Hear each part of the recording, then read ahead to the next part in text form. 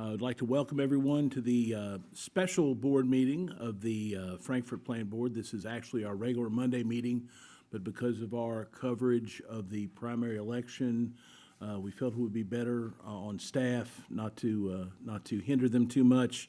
So we're having the meeting a day early, and I appreciate everyone's indulgence. And I would ask the secretary to call the roll. Member DeLong? Here. Member Cubine? Here. Member Mason? Here. Member Snyder? Here. Member Doug Mitchell? Here. Thank you. We have a quorum. Proceed to do business. First item on the agenda are the action items. First, I'd like to consider approval of the minutes for the April 21st regular board meeting. All the members that is in your it's in your packet, and I would accept any additions, deletions, or corrections. And if there are none, I'd accept a motion on the minutes. So we accept the motion for the minutes. Okay, and motion by Mr. Cubine, second by Mr. Mason. All those in favor say aye. Aye. Any opposed? Motion carries. Next item is the consideration of the approval of minutes for the April 27th, 2026 special board meeting, which are also in your packet as well. Same procedure. Any issues? If not, I'll accept a motion. So moved. Motion by Member Dutton Mitchell, Second. second by Mr. Cubine.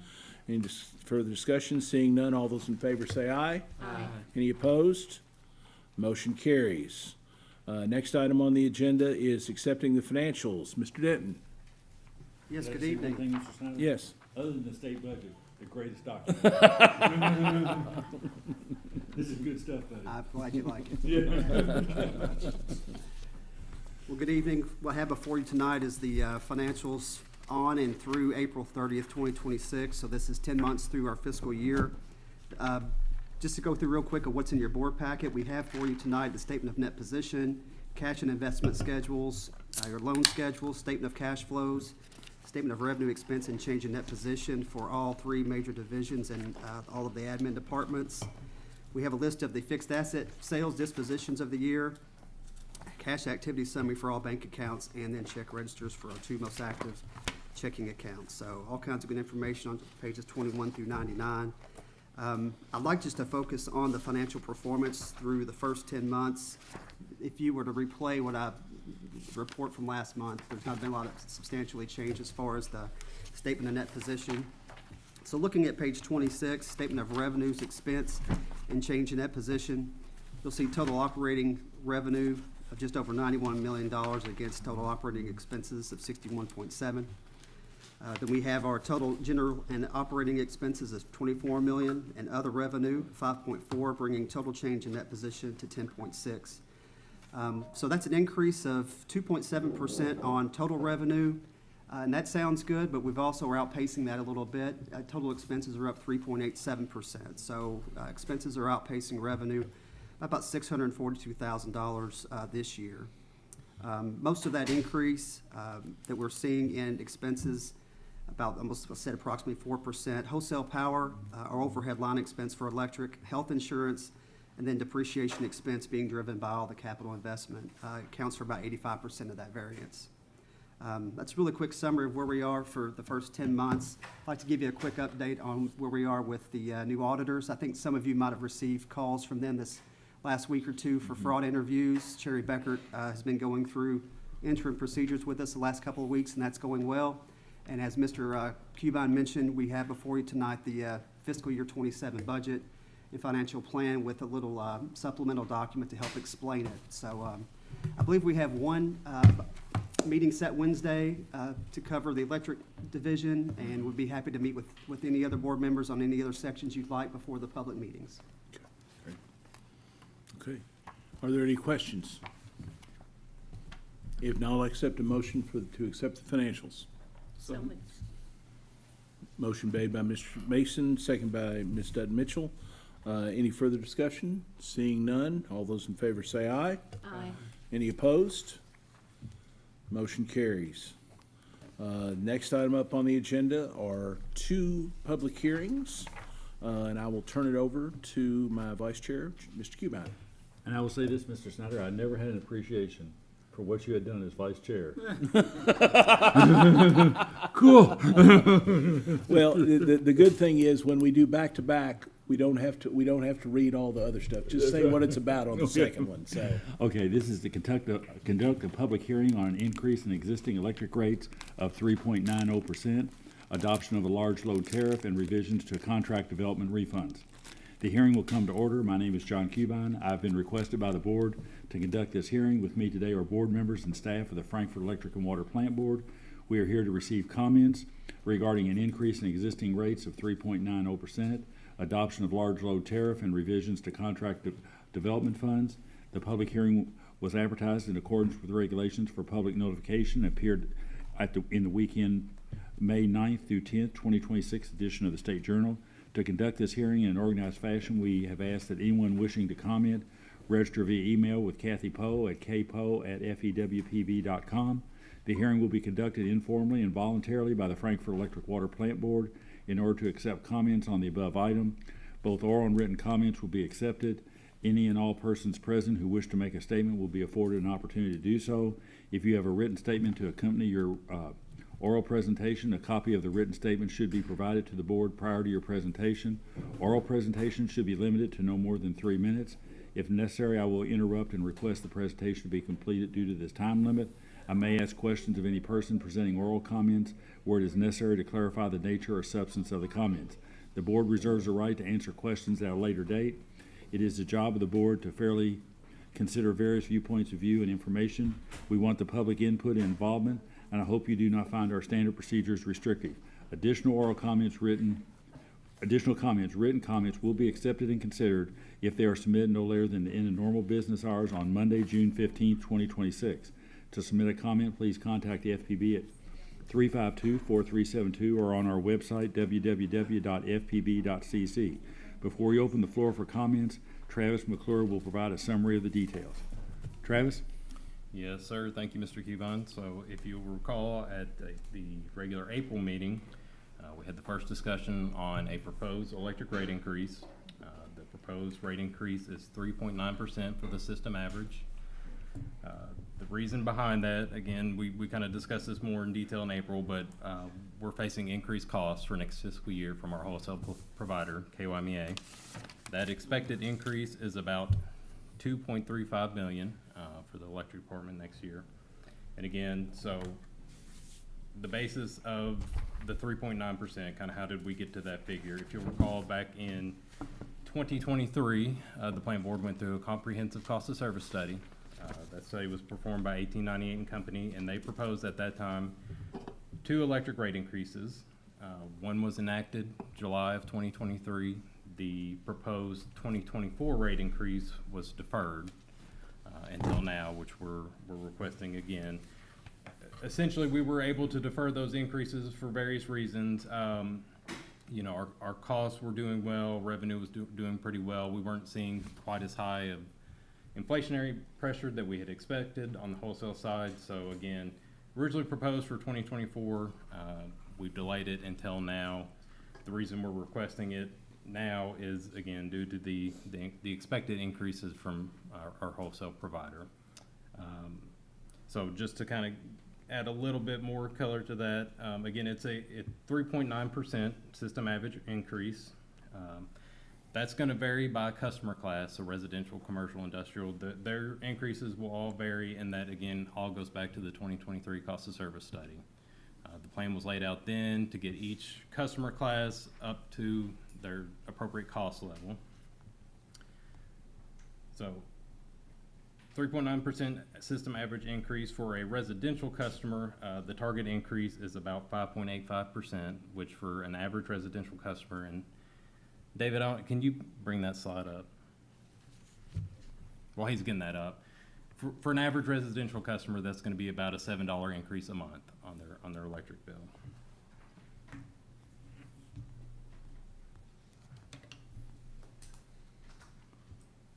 Is this the comparison chart? Yeah, I've got a comparison chart. He's got it there for me. Okay, thanks, Dave.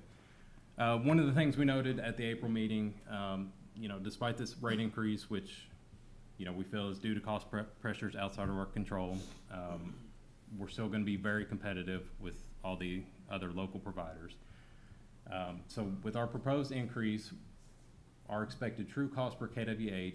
So when I say true cost, I mean, I'm factoring in the fixed charge and the energy charge. So that's not just your, you know, if you look at a tariff, you'll have just a kWh rate, but if you factor in the customer cost and you look at an average customer, which we're saying is 1,200 kilowatt hours a month.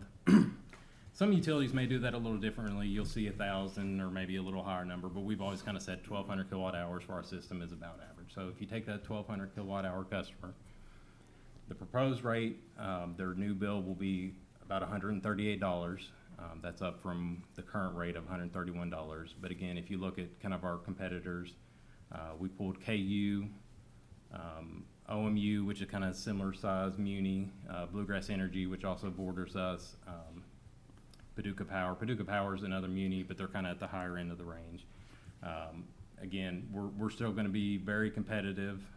I've also noted, you may see in your board package an older slide. If you do, this one has more up-to-date information. But you know, not only are we still very competitive with these other By local competitive, you providers, mean we're lower? we're lower. Yes. Yes. And I want to add a little bit more detail to that. If you pull up, I don't want to pick on anybody in particular. If you pull up KU's tariff, you will see a different rate than that 12.79 that I've calculated. With a investor-owned or many of the co-ops, you have to factor in all their riders. So we derive that number from an actual KU bill. Same with Bluegrass Energy. We took an actual Bluegrass Energy bill, pulled out all the rates, plugged that 1,200 kilowatt hours back in. So we, you know, feel pretty confident that this is an accurate representation of where they're at. Again, a lot of times those tariff rates don't include a fuel adjustment. They don't include a environmental cost adjustment, which with these other providers you do have to pay. So that's kind of how we got to those numbers. Owensboro, that was publicly advertised. They're at about 13.4 cents. They see that number going up according to kind of the local news articles there the next few months. KU had asked for more, so they had asked for higher than that 12.7 that we came up with. Bluegrass, their wholesale provider, has kind of signaled some increases coming. So it's kind of everybody is in this position, same position we are. Costs are going up. They're trying to adapt. Still, all things considered, we're performing very well compared to them. We're lower than them, again, for this average residential customer. Any other kind of questions or details on the rate increase? I did want to touch on kind of the other two items in the tariff changes. Well, But I might just add, Yep. anybody else on the board wants to, I mean, this is a tough time. I mean, people are paying more at the pump. There's other inflationary costs that are hitting people. Right. And I know I've read, and I'm sure the board has too, I mean, there's a large number of comments on Facebook and everything else, and people are upset, and rightfully so. Sure. I mean, it's hitting them in the pocketbook, and they've got to pay it. And I think the only thing we can really explain is what we're proposing is to cover costs that we're going to have to pay, because we buy what, David, about 60+ million a year in electricity? About 50. That we have to pay for, and we're going to get a bill for that, and we have to pay it. And I think a lot of people have the perception that we are charging this and we're going to keep the money and we're just doing it to make more money. And we're going to charge the money if that's the result of the hearing and after comments when we meet on it again. But if we end up charging it, we'll just turn right around and pass it back to the providers and pay for the electricity. The money won't, it's a pass-through. And ironically, the next item on the public hearing is about cable rates. Same thing is true there. You know, we collect the money, we pay for the services, we pay for the channels, and we just send it right back out. We don't keep the money. We try to keep the channels people want. We know people want reliable electricity, and we've been very fortunate to have electricity. It's on. Our crews are unbelievable getting power back on during storms, and the power is there, and it's there 24/7. But it's, if anybody reads it, recently there was an AI data center being built in Utah. The one data center is going to pull over double the amount of power the whole state of Utah uses. I mean, what's going on in the energy market is incredible, and we're just one piece of it. Unfortunately, we're at the back end, and you pay what the rate is or you don't get the electricity. So I didn't mean to interrupt, but you said, I just think I know people are upset, and we're really powerless to change it. We're in the middle of bidding for a new power source in 2029. But this is where the market is, and at least it's going to be there for a while, so I just wanted to add that. Yeah, no, all great points, and kind of to expand on that a little bit. Obviously, you know, the data center issue has not really arisen here locally, but we are competing with all those big companies for resources, power supply resources, and they have very deep pockets. Not just power supply, but transformers, lines, poles, transmission lines, everything. We're competing with them, and it's just a very different market. Well, that new data center they're building in Jefferson County in Louisville uses 2.5 times the power the whole city of Frankfort uses. All right. Yeah. For one data center in one part of Jefferson County, and it's using 400 megawatts. Yep. Yeah, that's I mean- more than double us. So yeah. And Yeah. again, the market's very difficult right now. We're going to obviously kind of touch on that a little more later. And on the timing issue, I think, you know, Gary and Kathy and I have kind of talked about this a little bit as well. If any of those kind of market projections looked like this was a temporary increase, we could maybe think about, you know, the timing a little bit further. But there's nothing in those market projections that make any of us think the price is going to come down on the wholesale side. So, you know, we would kind of be delaying the inevitable, and completely understand your comment and the comments we've received about timing. Everything is expensive right now. And we've read every one of them. I mean, every comment out there on Facebook, we've seen it and read it, and, I mean, they're good points. I Yeah. mean, it's just, there's no recourse, it doesn't appear, to Tellon Energy generators that actually produce it, whether it's coal, natural gas, whatever, they don't have to sell us power cheaper. Right. They price it, and you either take it or leave it. It's, Absolutely. it's not, oh, you've got to come down or else. Right. There is no else. It's what they want for their power. Yeah, they're not hurting for business. Yep. No, Absolutely. and they're not going to take less. Sure. And I saw in the paper last week, wasn't it, Gary, in Hancock County, that old Century aluminum plant, they're turning it into a data center. And it's going to be a huge power in that county. And it's, you know, a power plant, a big factory that shut down, and now they're going to try to turn it into a data center. So Right. it's out there. Go on, Travis. Yeah, no problem. If there weren't any other questions or comments on that, I think that's a good segue into the data center tariff proposal. So you remember last meeting, Craig was here, did the presentation on the study that 1898 and Company performed for us. Just kind of, I'll be very brief, long story short, if you will. Their recommendation is set a tariff rate to cover any use of our facilities. So most likely it would be use of our 69 kV subtransmission system. There'd be a wheeling charge, there is a rate proposed in the proposed tariff for that. And then power supply is going to be a pass-through. Whatever the power supply cost is, they pay that. They don't get a regular tariff rate. And there was a few reasons for that. They are, number one, they're such large consumers. You've noted a few. It's too much risk for us to try and take on setting one fixed tariff rate and saying, okay, that's going to cover your power supply costs. They need to bear all that entirely. The other reason it being, you know, we're kind of on a short time frame to change power supply providers in terms of, you know, a customer engagement like that. So, you know, come 2020, 29, new power supply, we may have a discussion about changing the structure, but for now, that's the proposal. So there would be a customer charge of $750, a pass-through again on the power supply, a delivery charge for transmission, $2, a delivery charge for primary, so that's if you're using 69 kV or 13.8 kV, $6 for primary, and then a delivery energy charge of 0.9 cents per kilowatt hour. So essentially, there's just a fee to kind of wheel from point A to point B across our system, and the power supply is going to be a pass-through. The reason kind of behind that is, you know, obviously, like you pointed out, the data center discussion is much, much bigger than FPB. You know, our thought behind it was, if this were to come to Frankfort, we need to kind of be prepared and do our due diligence up front. Number one, to protect our existing ratepayers. That's what a big, you know, most of the data center conversation is about. How do we protect our existing ratepayers? So on top of that, those proposed rates, Craig also recommended a fixed load ramp schedule. So, you know, you go 5 megawatt steps at a time, or, you know, you kind of negotiate it out. Minimum contract terms, a minimum billing demand. So if they say they need 50 megawatts, then by contract they will pay that whether they use it or not. They'll pay for those 50 megawatts or some percentage therein. An exit fee structure, collateral requirements, and minimum bill requirements. So again, those are all things we're trying to lay the groundwork for to make sure we're, you know, again, protecting our existing ratepayers and prepared for, you know, whatever may come for us. So any questions on kind of what we propose for the data center tariff or rates there? Okay, and then the last one, this was actually a few months ago. We discussed it first. We delayed the public hearing so we could kind of do it all at once, but was the developer refund policy. So this has been kind of on the books for a few years now. If a developer comes to Frankfurt, they're doing multi-lot, say they're doing a subdivision with 80 homes, they pay the full advance costs up front. As they fill those homes up, they get a portion refunded to them. So that's the policy. It's been in place for a while now. What we're asking for in terms of this revision, we had always asked for a certificate of occupancy prior to a refund. A developer has reached out. That's apparently become a pretty cumbersome process.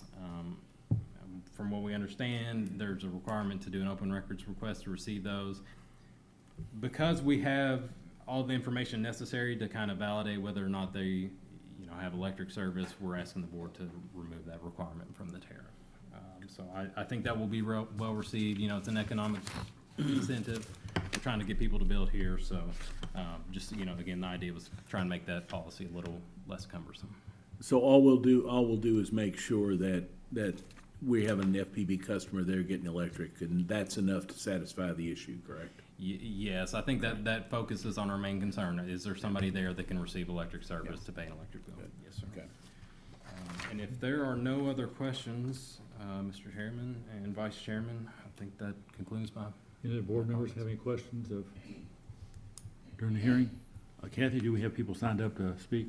We do. I have 4 people listed here. Okay. And we also have 1 email comment that I circulated. Yeah. Okay. We've got it. Before we take the people here, if you would, I'd like to ask, if you don't mind, Ms. Poe, the written comment that everybody saw is from Ms. Cloyd, and she submitted a written comment since she would not be able to be here tonight. And could you read that into the record? Yes. She states that we are against any raising rates of any kind. Retirees haven't received a raise since July 2011. Social Security increased, but the raise in insurance coverage took that raise.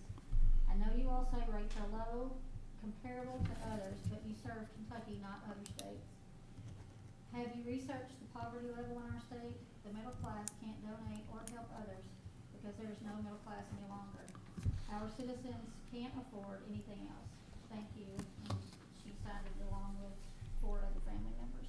Okay, good. So that's in the record? Yes. Okay. Who do we have signed up to speak? First, we have Miss Anna Marie Pavlik-Rosen.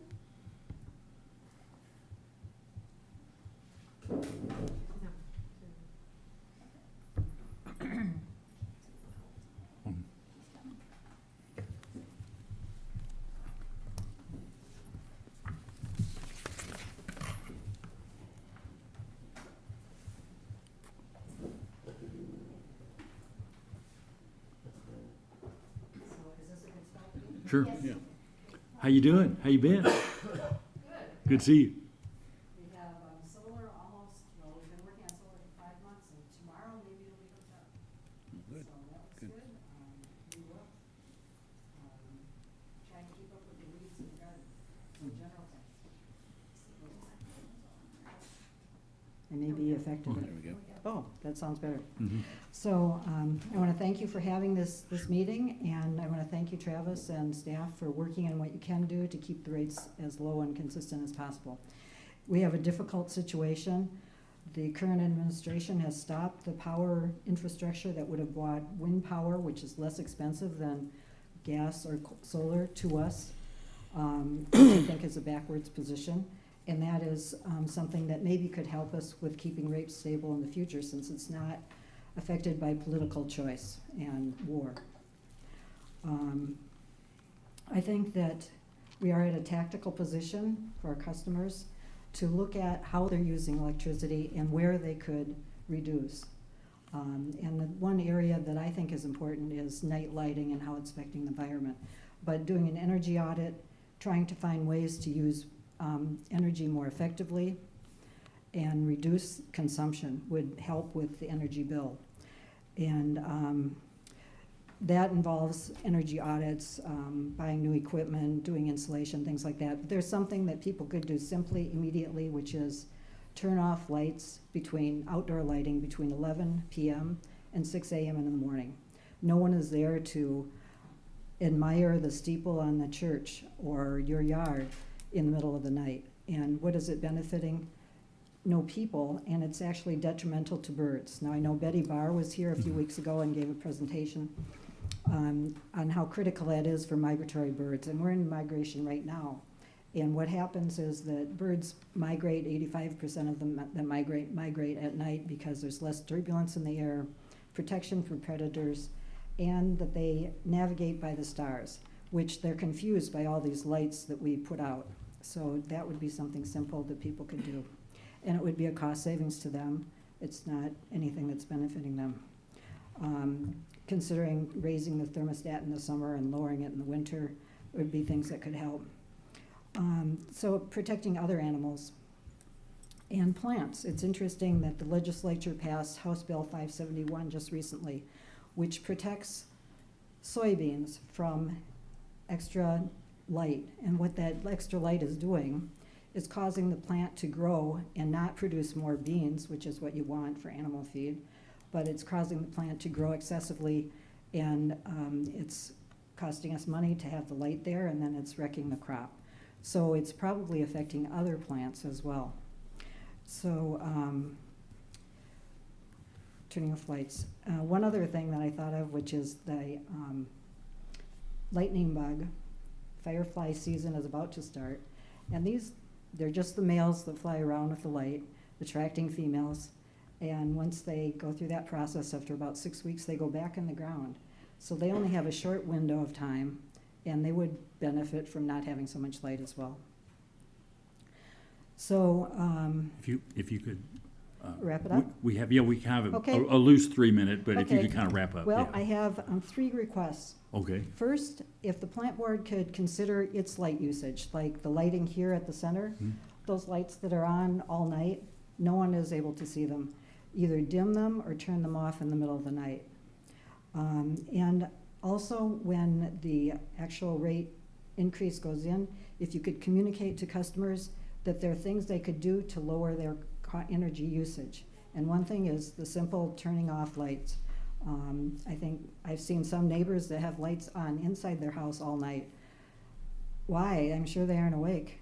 So just to think about energy usage and encourage people to conserve and turn off lights. So those are my key points, and I hope you can help. thank you. Thank you. Yes. You know, when other lady was it Miss Barrow was her name? Betty Barr. Barr, yeah. When she came, we, as a result of that, we reduced lighting at Oh, FPB good. and turned a lot of the lights off at night that Travis worked on.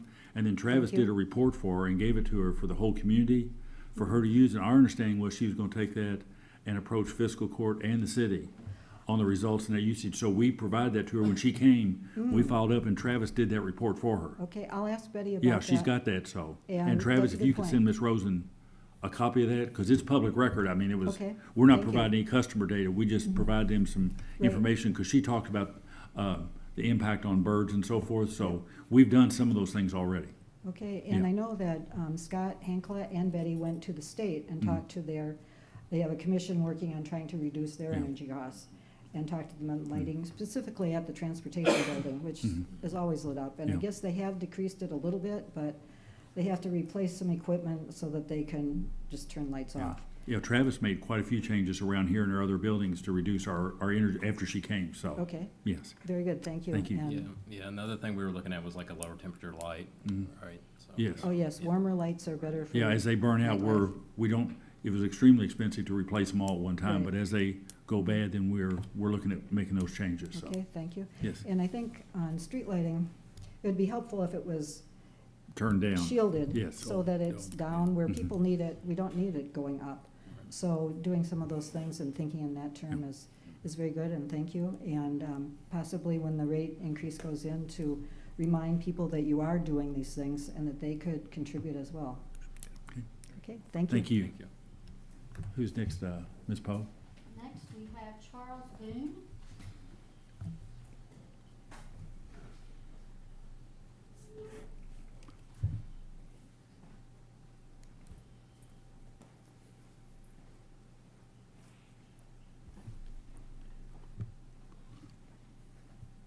Yes, my name is Charles Boone.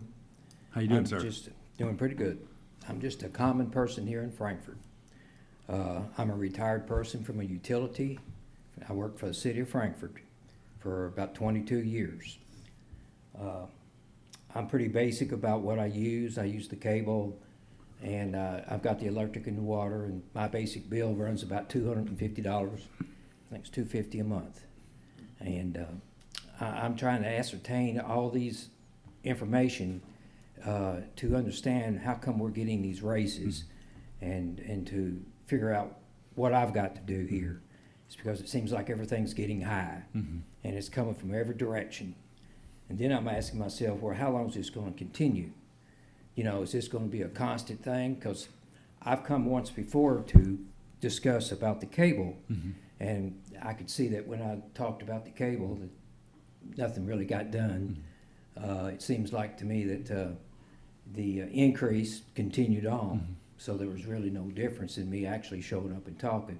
So I don't really know that I'm going to make much difference tonight, but you know, it's just a lot of people here are retired employees in Frankfurt, and the KRS people like myself, I'm CERS through the retirement system, and I don't know, are your people CERS people here? Yes. Okay. Well, if you know that the CERS hasn't given any raises for a long time. Steve and I are KRS, and we're in the same boat you are in, so So KRS hadn't just- either, so. You don't get these raises. Yeah. So you have to stop and plan and look, and I'm about as low as I can go. I use about 700 gallons of water a month. I use about 300 to 400 kilowatts a month, and during the summer it goes up to about 1,200. And then it's back down during the winter time. So I'm just trying to make some kind of sense of what's going on here, to look in the future to decide whether or not I want to live in Frankfurt anymore. You know, I've become to think that I like to go out and go get me someplace in the country and get me some solar energy and deal with things differently. I would like not to, but it seems like to me that that might be the only direction to go. But other than that, I don't think there's anything else that I guess I can say, because I don't really know the structure. This gentleman here was talking about how the bills was and how expensive it was, and the shortcomings. But you know, you have to look at things, and you got to be efficient when you're in, you know, when you're in utility. You got to be efficient. So it's, you know, I don't know who does y'all's efficiency test, or even if you have one. I don't have any idea. But we used to, down where I worked, they used to come in and they used to do efficiency, make sure everything was done as well as possible, and as efficient as possible, as quickly as possible, so that the cost stayed low. But other than that, I guess that's everything I got to say. Any questions from you? I think Go ahead. it's cool that, thank you for coming back.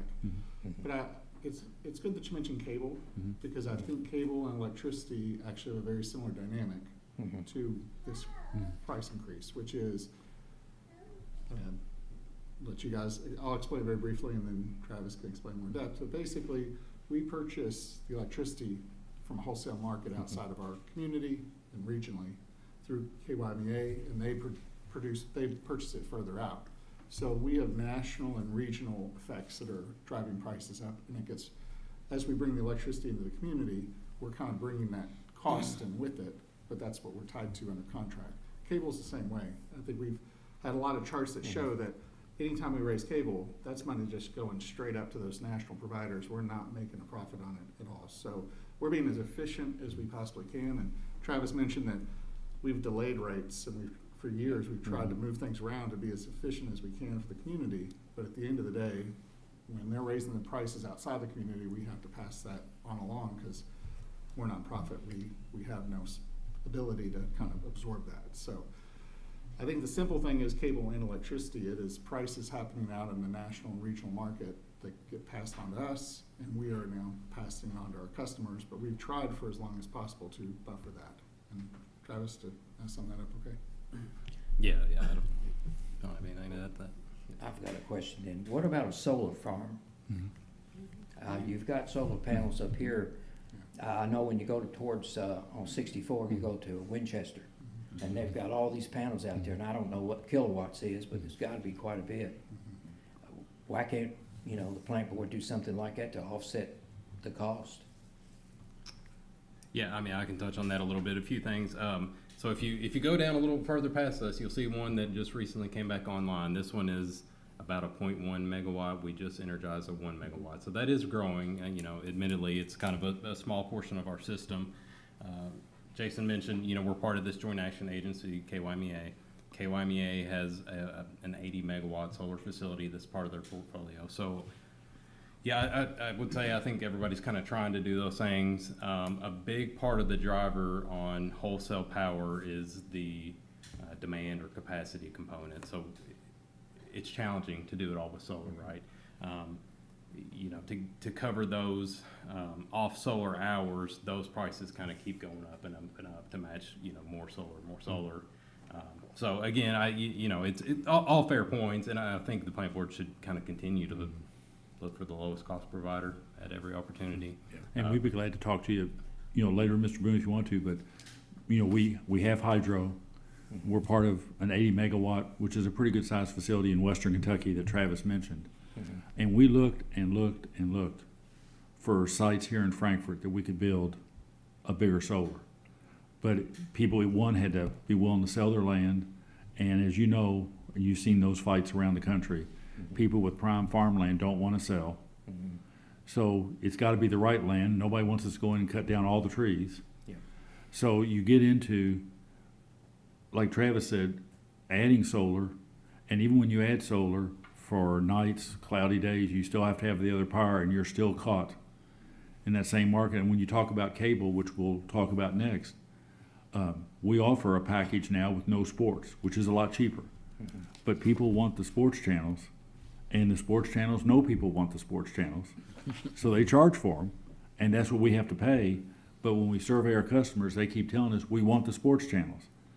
Well, if the sports channels are going up and customers want them, I mean, that's what it gets into. It's tough, but I appreciate exactly what you're saying, because it's, and what Jason said is true.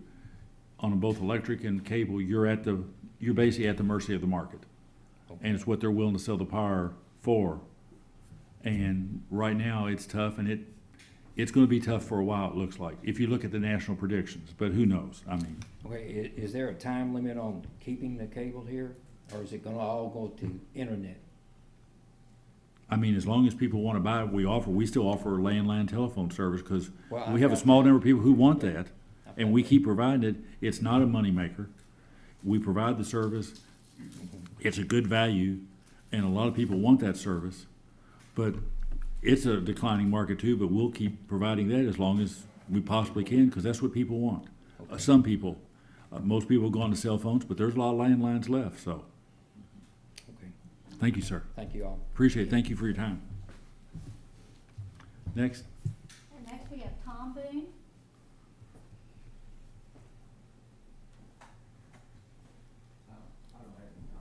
Okay. No comments? No comments. Okay, and who's the, And then we have Kelsey and Ken Sawicki.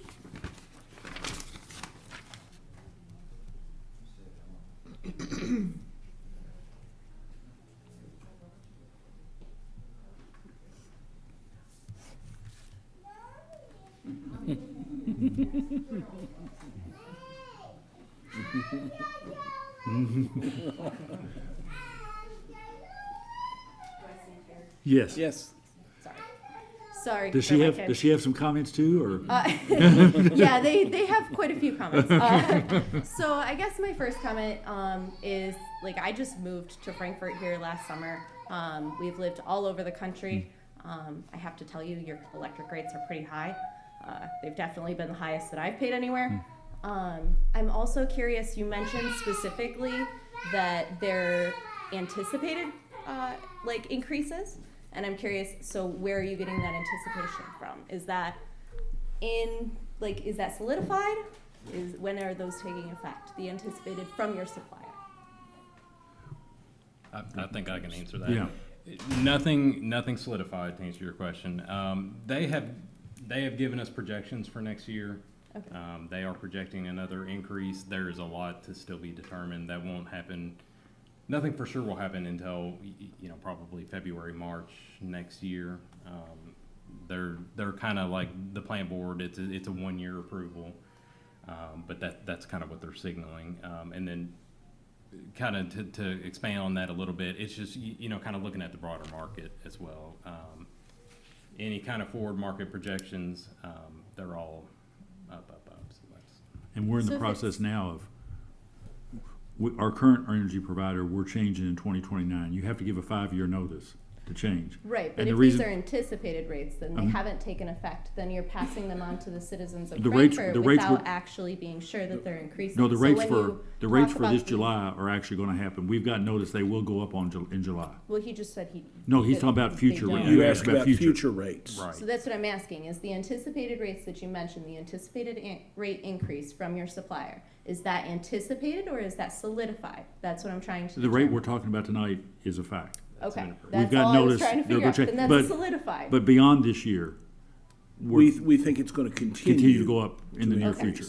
But to be So is clear, the- our rates aren't in anticipation of those costs. They're No. of Okay. Of the ones we've actual already got. costs. That's what I Right. was trying to get to the Yes, bottom yeah. of, thank you. Yes, Yeah. and there is a cost of service study from 2023. I don't know that you were already here, Yeah. but it's available online if you kind of look. Okay, So a rate increase, was justified, in 2024, and we've put it off. But with this increase that is happening, in a month or so, July 1st. July 1st. that bill's coming due now. Right.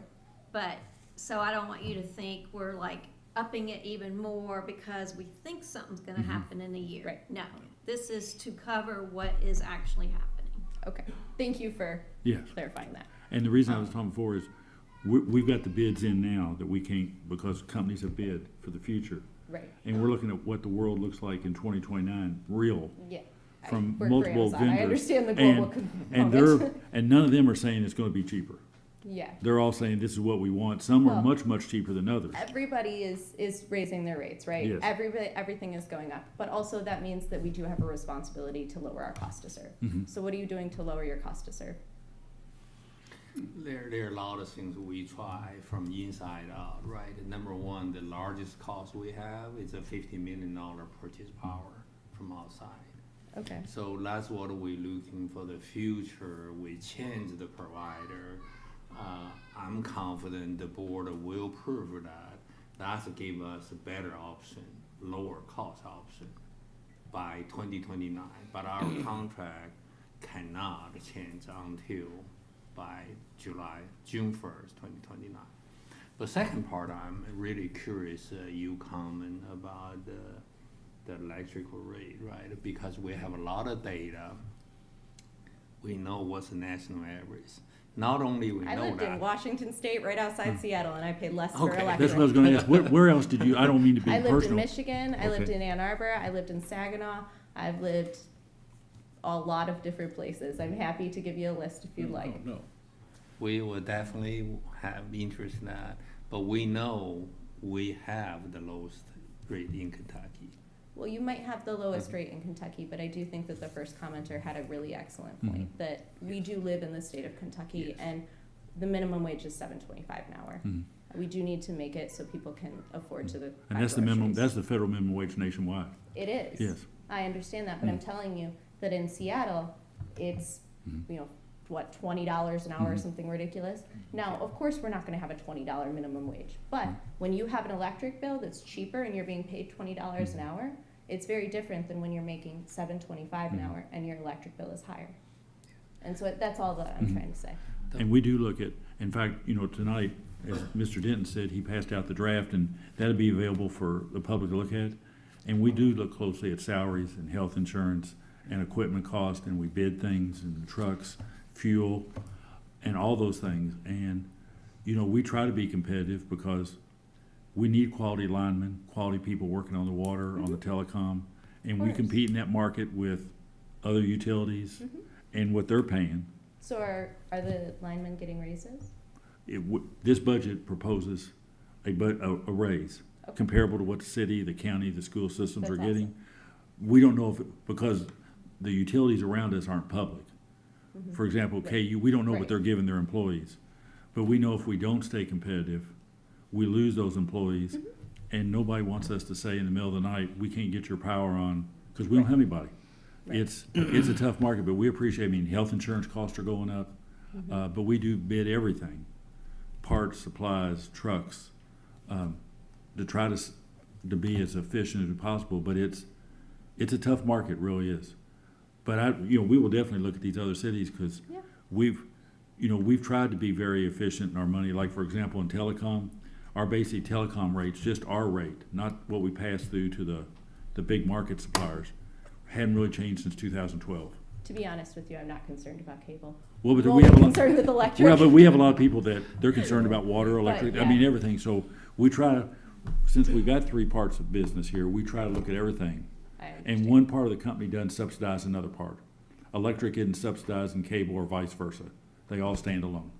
Okay. But we welcome, I mean, and seriously, you need to take a look at our budget, and if you have any questions, Yeah.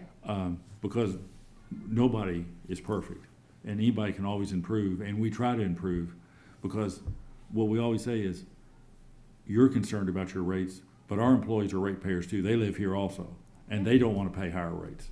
Right. So it's, The truth is, our one biggest concern with the reason we've been hold the rate, not follow the recommendation for a consultant in the past. If you look at last 10 years, how many rate increase? We have comparably, we hold back because the concern the board had for our low income, fixed income people. And I think overall business, we are different than either investor-owned utility or the private company. It's the open book. It's every line item in the budget is to the public, to the dollar cents. Without this, we're not going to have any expense at all. So it's almost like open book to the general public. I think that's a very unique part of the business. Even it's $100 million business dollar, but reality is you can tie into every penny. How do we spend the money? Why we spend it? We have a year's record where we spend it, why. I think it's very critically important to us. You think if we don't, all the employee can correct me. I'm the general manager, but we look at the cost increase every part of budget item very, very seriously. We have a multiple line of discussing every year to looking for, David is our CPA, the CFO, he's looking for that very seriously, very carefully. How do we maintain the cost? I understand you have a concern electricity, definitely, but there's a many ways we can have a communication with you to say how do you can save energy from your side, potentially from we have an energy efficient program. Actually, we don't have understand. Mm-hmm. I have solar panels. You have solar panels? Yeah, I have the solar panels. If you have a solar panel, Mhm. you will know we are still left, maybe the only county I know, Kentucky, maybe only county in the country left, still honor 1-to-1 to the solar. Yes, so best my solar solar energy don't you- work all completely either. Okay, So you okay. charge me a higher rate because I have solar and my solar doesn't work. But we But don't that's a charge- whole other issue. No, That's seriously. not your fault, that's my solar's fault. Yeah, I mean, like I So- said, we don't charge a higher rate if you've got, I mean, I if think you- there's that's two true. different rates posted on the website list. You talk But- about time date rate Yeah. you have. Is that what it is? It's because You I have to- thought you there have was to- one you rate have to for opt solar in. panels and one Yeah. rate for No, non. that, we have a time of use, so if you have Okay. solar, you can opt in to doing a peak or off-peak, but you have to opt into that. Yeah, Oh, they didn't, okay. but we'll be I will glad to look figure into that that for out. you.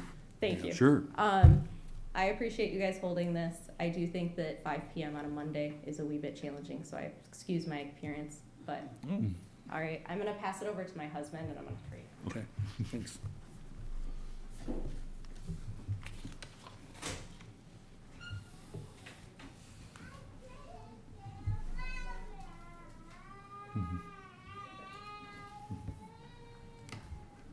Hey, you just come on up to the podium. I thank you all for actually having the opportunity for the public to come and comment on these things. Unfortunately, I didn't have the benefit or detriment possibly of hearing my wife's comments, and so please bear with me. Also, please forgive our punctuality or lack thereof. No, I work in that's fine. Georgetown, I get off at 4:30, That's fine. best I could do. Now, you mentioned that the mechanism behind these proposed rate hikes would be projected increases in your wholesaler costs. Is that correct? She asked, Okay, and the rate we're talking about tonight, the public hearing, yeah, is a rate that we've actually got notice. That new charge from who sells us power will go into effect on July 1st. So that's not a projection, that's real. okay. So That one's that's gonna happen. expected. In the future, Yeah, we're anticipating, but for July 1st, 2026, it's real. okay. Yeah. That's helpful. Yeah. So it's my understanding that this was expected for some period, at least since 2024, that this was going to happen, and we were able to defer this for Or some absorb period. it. 2 years. Yeah, Yeah. and how were we able to do that during that period? In terms of, Well, you'd said that you had pushed off this increase in Mhm. rate for that period. How were you able to do that? basically, David, if you want, or Travis, the rates that we had into effect were set based on what we were told the rates were gonna be, and when we adjust the charges based on what we actually are being charged. Okay, Yeah. so the cost did not actually increase during that period? As much as what they had As much thought as at the we time. thought it would. Yeah, Okay, so, thank you. That's helpful to know that there is some method of recompense against, and you can see in our Projection and budget, you can see where the electric that we sell, yeah, which is on your bill, and how that money is spent, and how much we're billed for, and how much we remit to the generator who's providing the power. yeah, And then you see how much we're spending on the trucks, the linemen, the cable, where exactly the money went to the penny. okay. So you guys are, and I think I heard you say a non-for-profit or not-for-profit? Yes, we're a government agency, the same as a city or county. We're created by ordinance and by state law.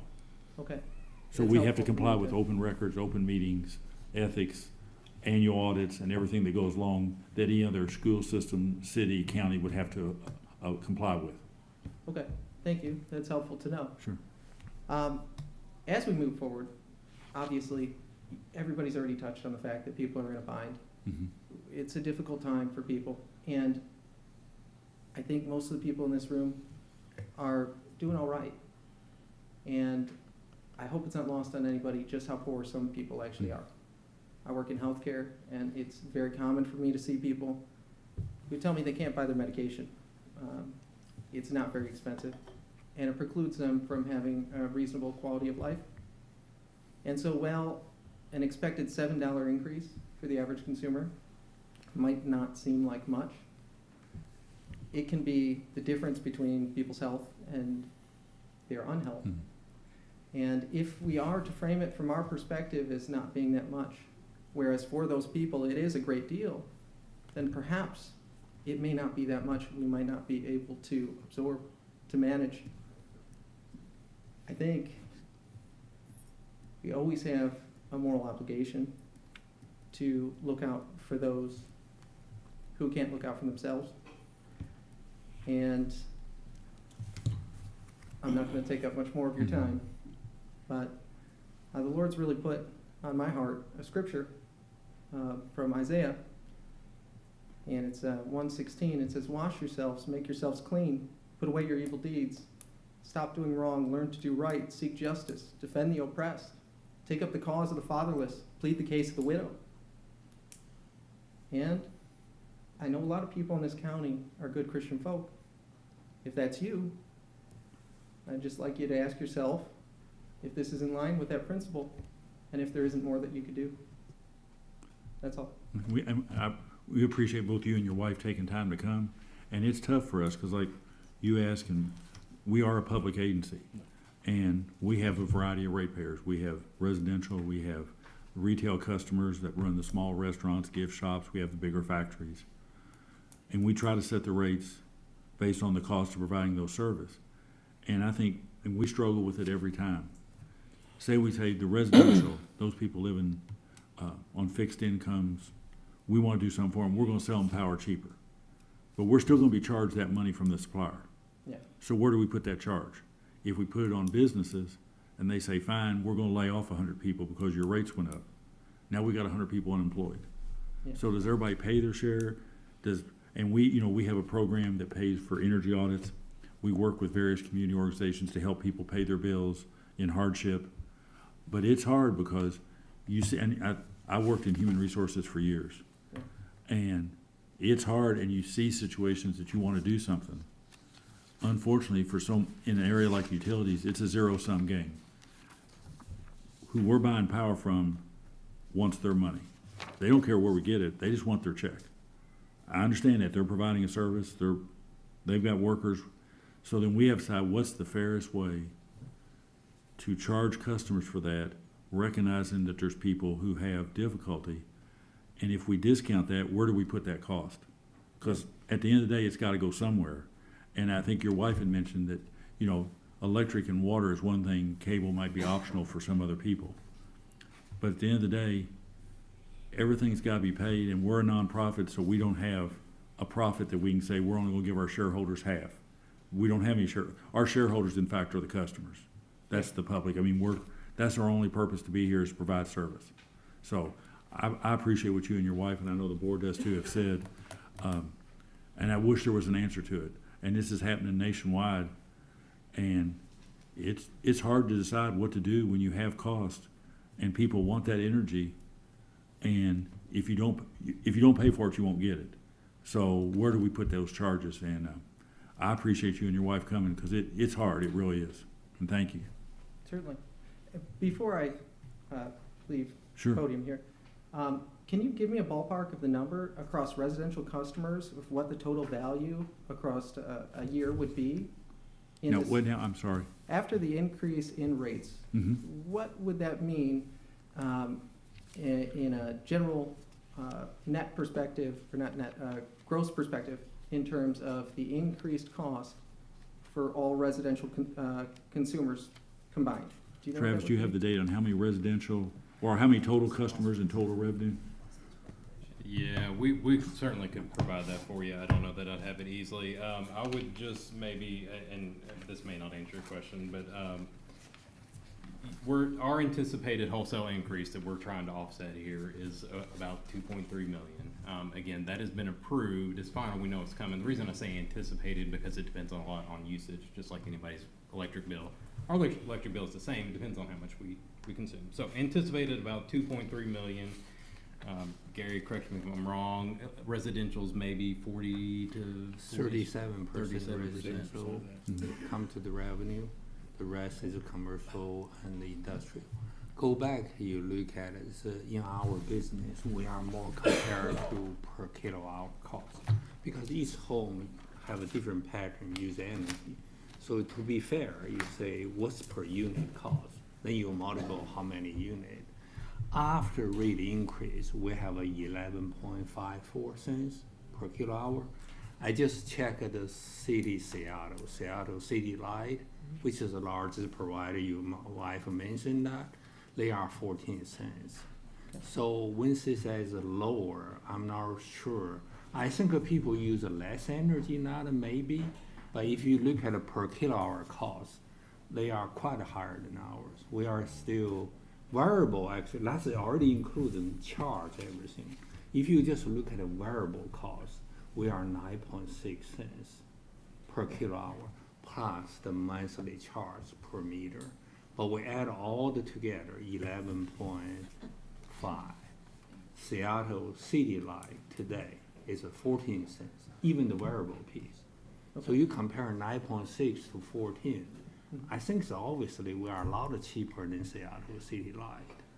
So that's why the part I'm not sure I understand it, when you say I feel it's low, maybe the way you use energy is low, you don't use that much energy, but that's not necessarily reflect per unit cost.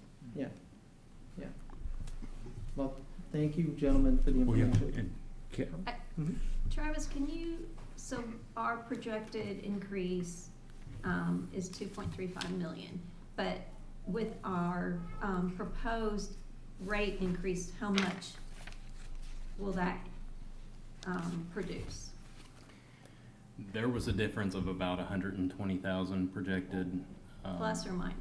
Over the KYMEA. increase. So we would, to cover our own expenses, it would be about an additional 120,000. So it's pretty much one for one. One thing I would recommend, I love that you all moved here. Mhm. I mean, I just love seeing Yes. families come here. There's a lot of things, Mr. Cubine mentioned, audits that we pay for low income, and up to a certain amount, I think it's 5,000 of improvement. So if you can't afford the audit, how can you afford the improvement? Well, we've even put in a fund for that. We have customers that put money in for other customers who might not be able to cover their bill. I mean, there's a lot of things. We've improved and updated our system so that you can see in real time your usage, so that you can, if you need to try to cut back, you have the tools to do that, as opposed to you just get a bill at the end of the month and you don't know what that came from. So I would encourage you all to go to our website and, you know, in your spare time with 2 little kids, Yeah. peruse it, just to familiarize yourself, because I can tell you all want to be involved, and I love that. And we don't want to lose y'all. Yeah. Well, We want to keep you here. thank you. And I'll just make one point. I'm really honored to serve on this board because I've been very impressed with the Frankfurt Plant Board. I'm an energy consultant, so I understand the differences in the world, and you have IOUs, you have co-ops, you have municipal utilities, and Frankfurt is very fortunate to have a muni. And I said that before I was on the board, and I'm very honored to be on this board because of that. It really does act as sort of a castle wall around the community from the vagaries of the changes out in the larger market. And so I took that very seriously, and this board's role is to work with the community to help make the community's needs become the municipal utility. I mean, it really, you guys really are our owners. Where if we were an IOU, the investors would be the owners, and they want their percentage return on top Yeah. of everything else. So I'm really glad you guys came and kind of learned what we are, because Frankfurt is very unique to have such a robust and strong multi-sector municipal utility that we have.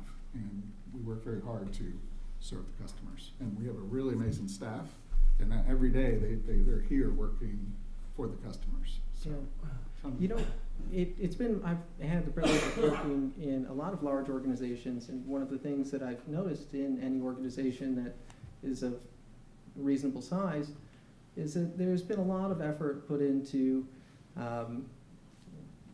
Six Sigma, Lean, different ways of streamlining, moving forward, adapting. Could you give us any ideas of what your prospective changes might be to Lean as you move forward, to adapt to a consistently tighter and tighter market economy? We constantly looking for internal efficiency. For example, right now there's a lot of doing the IT part, potential like a AI assistant, not necessarily, to help our employee, to help them to improve efficiency.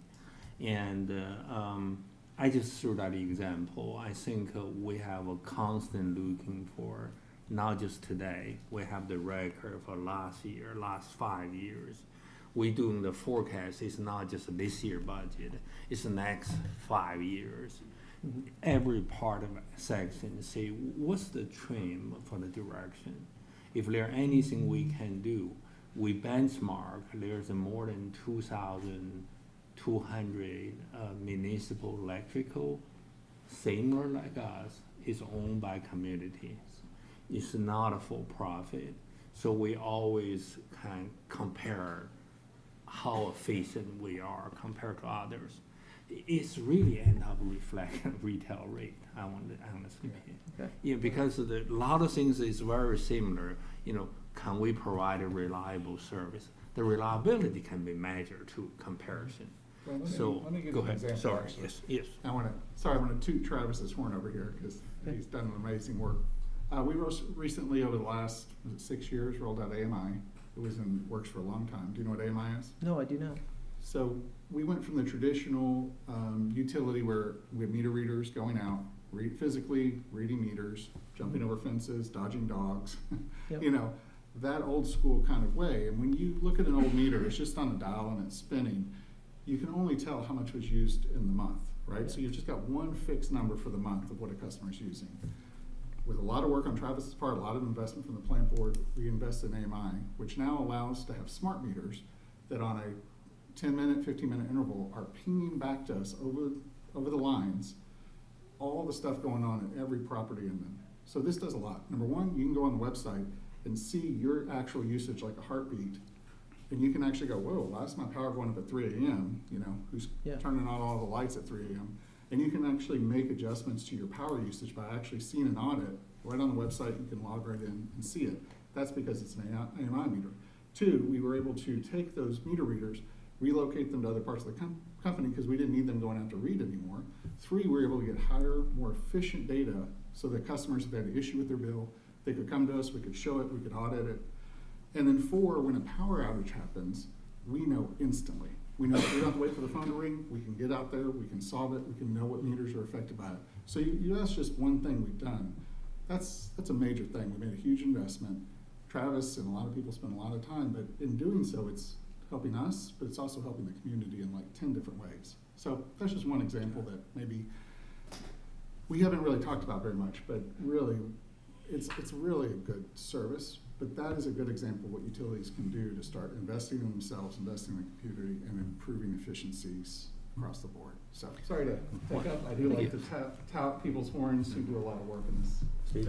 I want to thank you for coming. The questions you've asked, you know, the efficiency question, your wife asked about how we were able to not pass along the rate last time.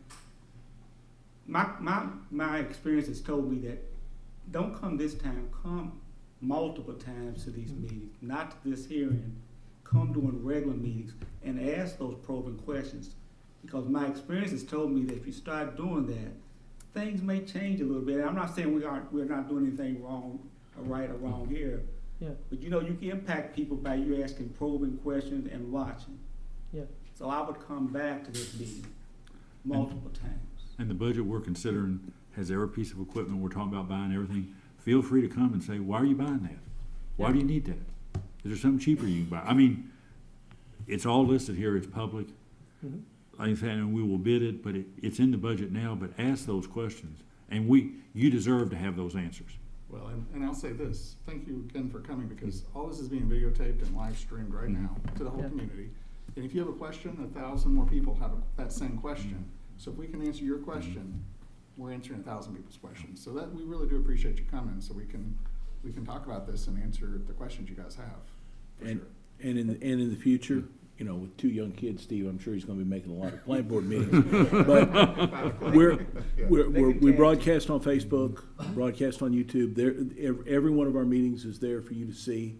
Yeah. Every monthly meeting, every special meeting we have is there. So, you know, there's a lot going on, and we appreciate you being here. Yeah. And everyone on this Thank you. board, all the management board live in this community, and they're out there, and people ask us questions, and they should. And we ought to be Yeah. able to answer the questions. If we can't, we need to get them the answer, because they deserve that. Well, I appreciate that. I appreciate all of your time, ladies and gentlemen. Thank you. And thank you for educating me on some things that I didn't know. Mhm. And hopefully, should I come back, I can proffer some better contextualized questions Right. to you all. Come anytime. Thanks. All right. Thank you. Appreciate you. Was that everybody, Ms. Poe? That is the end of the list, yes. Okay, with that, with the board's approval, that concludes the public hearing on electric. And now we go to item 3.2, which is conduct a public hearing regarding, number 1, increasing rate for cable TV customer charge, cable network pass-through fees, and preferred cable. Number 2, increasing the rate for bulk cable 1, bulk cable 2. Number 3, increasing rate for HBO and reducing the rate for Cinemax. And number 4, increasing the rate for standard definition set-top, high-definition set-top, high-definition DVR, and digital gateway fee. The hearing will come to order. My name is John Cubine. I've been requested by the board to conduct this hearing. We're going to be discussing about the items I just read. Same rules and procedures applied as we did with electric. And by the same token, if anybody has any questions or any additional comments, if they would submit those by Monday, July 20th. To submit a comment, contact FPB. June 20th. June. 20th. I've got July 20th Should be, here. should be Should be June June? 20th, yeah. It should be June. June 20th, 2026. Submit a comment, please contact FPB at 352-4372 or on our website at www.fpb.cc. And with that, I'll turn it over to Harvey Couch to give a summary of the details. Thank you, Mr. Cuban. Members of the board. Tonight's public hearing concerns several proposed adjustments to our cable television rates and equipment fees. Before walking through these items, I want to, emphasize that these recommendations are not made lightly. We recognize that any increase impacts our customers. We work hard every year to keep these adjustments as limited as possible. I think, as you mentioned earlier tonight, the primary driver behind nearly all of these changes continues to be the rising wholesale cost of programming and broadcast content.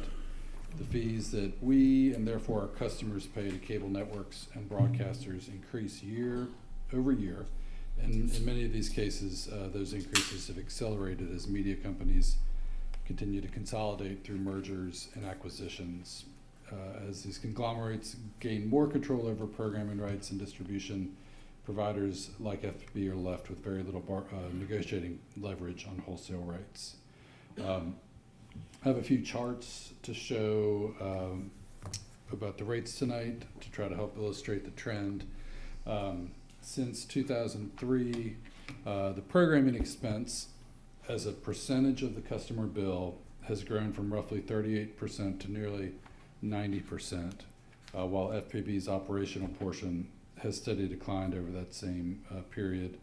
And likewise, as far as the actual dollars that we pay for programming, which is the next chart, David, you can see the green line. As I like to say, that's the money that stays here in Frankfurt, and it is lower today than it was in 2005. The orange line is the line that leaves town, that goes to New York and Los Angeles to pay for all the content on cable. Importantly, FPB, far from alone in facing these pressures across the industry. Video providers continue raising rates in response to escalating content costs. With that context, to just review the proposed adjustments in 4 different categories. On the programming side, we're proposing increases to the cable TV customer charge and the cable network pass-through fee. The pass-through fee directly reflects what FPB pays to content providers, and those annual adjustments are necessary to keep pace with the wholesale cost. Again, those are direct pass-through fees. Next, the bulk cable rates would increase by a similar percentage. These are services primarily for hotels, dormitories, and larger commercial properties. Then with regard to premium channels, we're making adjustments in both directions. HBO rates would increase due to the higher programming costs from the provider, while Cinemax rates will decrease because our wholesale cost for that service has recently gone down. We're recommending those savings be passed along to our customers. And finally, we're proposing updates to our equipment-related fees, including set-top boxes and the digital gateway fee. These changes reflect higher maintenance costs, vendor software and security fees, and the continued expense of supporting legacy equipment and back-end systems. Taken together, these recommendations are intended to keep our rates aligned with the actual cost of providing service while continuing to deliver reliable video service to our customers. I do also want to mention, I think maybe Mr. Cuban mentioned, we do have, other options for our customers, less costs. Obviously, our retention tier doesn't have any sports programming. You could save some money by switching to that. We also have our new Nextband Now package, which is just $20. No broadcast channels, no sports channels, but you do get lots of good content from Hallmark, A&E, History Channel, Lifetime, HDNet Movies. There are 50 channels, and you get Cable 10, which is fantastic. And all that's just $20 a month. So just wanted to, we're trying to give options to folks. We know that classic cables continue to increase in cost, trying to keep that as low as possible, but again, just trying to bring options. Happy to answer any questions anybody has on this item. John, any question? Do we have anybody Thank you. signed up to? I'm sorry. Go ahead, Kathy. We do not have anybody signed up, but I do want to make a correction. We will accept comments through June 15th. June June 15th. 15th. Okay. Well, since we don't have a public comment, I'm going to make a public comment. Thank you, Harvey, and I'm going to give the speech I give every year at this time when the cable operators and the cable content providers are bad enough in terms of what they do to us with their rates and their increases. I just thank the Lord we have the NTCT, the National Cable Television Cooperative, that helps negotiate on our behalf with a lot of other small operators to give us some semblance of buying power.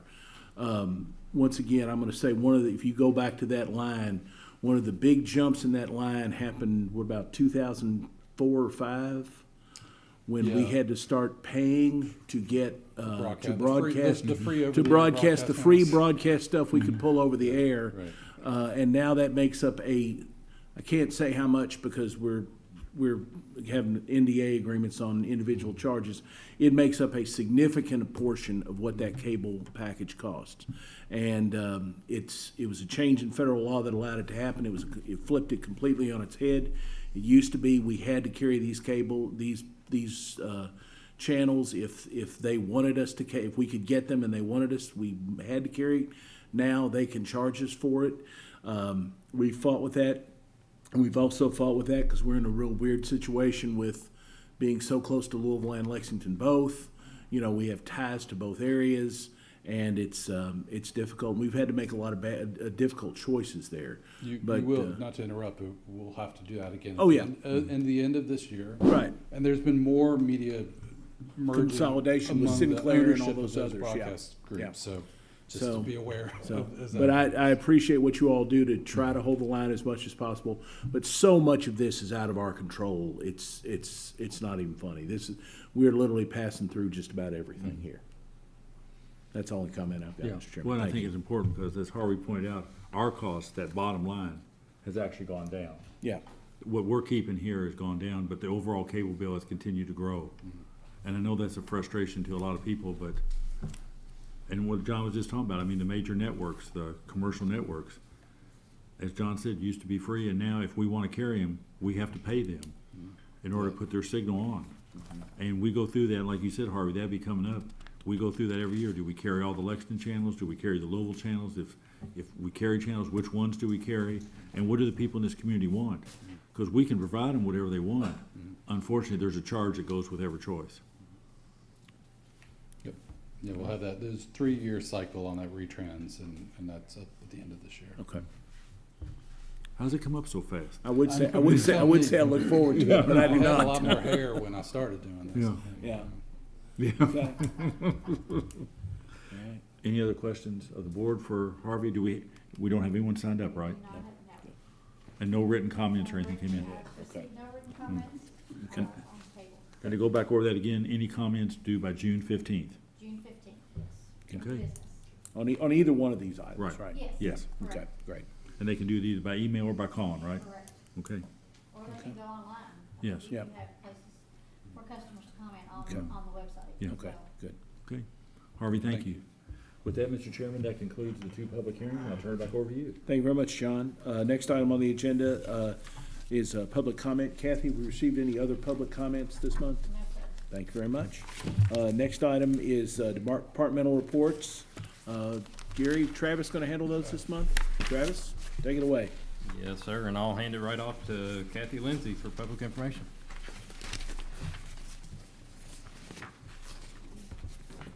Hello, everybody. First of all, I just want to say thank you for changing the meeting to tonight. Because, What are you doing tomorrow night? Tomorrow's going to be very busy. We've had early voting Thursday, Friday, and Saturday. Tomorrow is election day, 6 a.m. to 6 p.m. And then we'll be doing live election returns on Cable 10. We'll be live from the county clerk's office. It's going to be a great time, so tune in, everybody.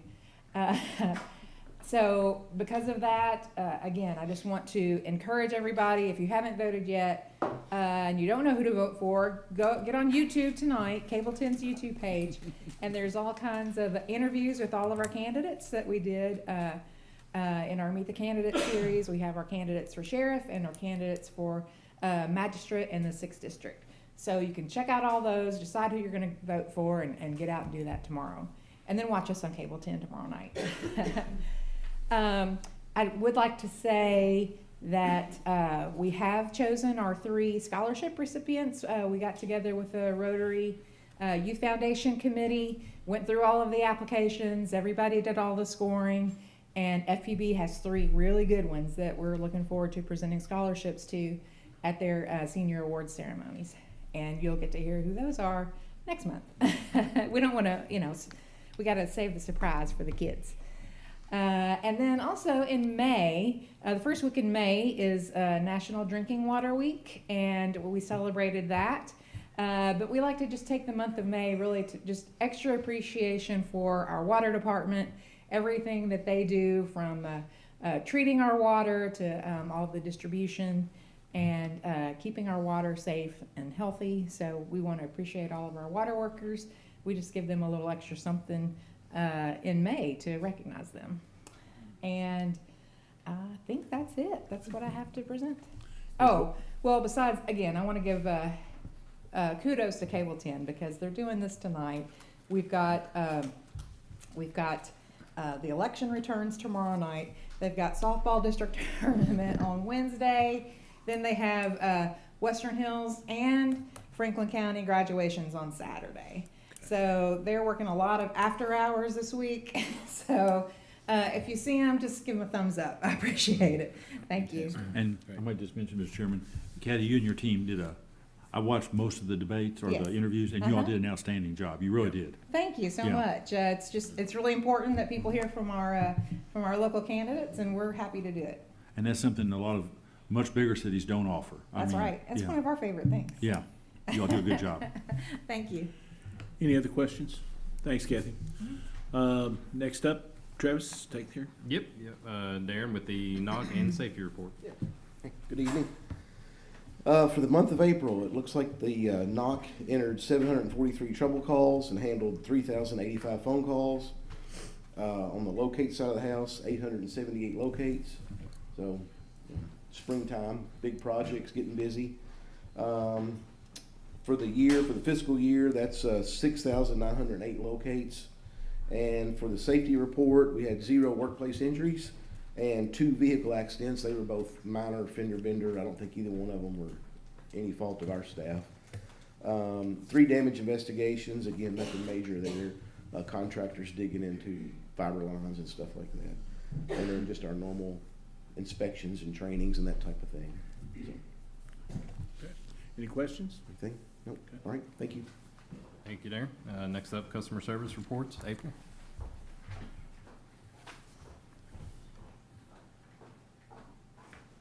Good evening. The customer service reports can be found on page 121 to 124. There on page 121 is that customer service overview. So in the month of April, it was really similar to the month of March. We had about 80 less customer contacts in April than we did March. So almost a mirror of March. Those wait times did go down slightly by a few seconds. Most notably, the 4 peak days, those are all under a minute, except for that tier 3 was under 2 minutes. So last month they were over a minute, and then just slightly over 2 minutes.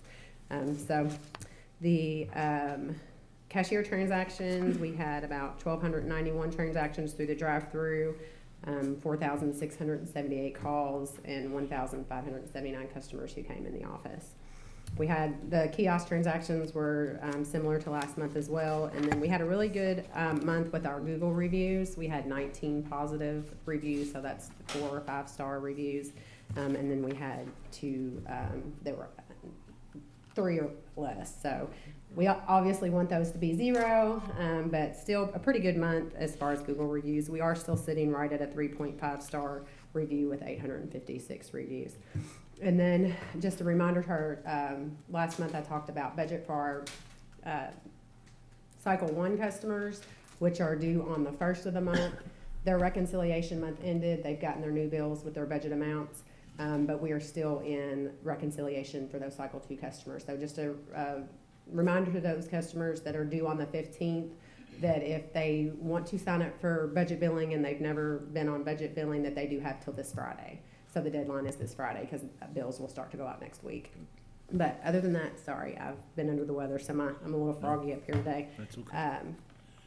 But other than that, business as usual for customer service. Any questions at all? Thank you. Sorry. Get better. I'm on the other end of it, so All I right. feel better. I'm just still Good. about that a little bit. Good. Next up will be the telecom reports. Adam?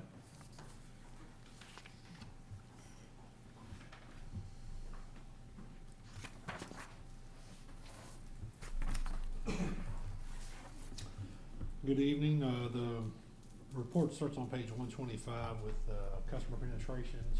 We have exceeded 10,000 customers over to the new Nextband service, so that's good. Moving pretty steadily along with those conversions.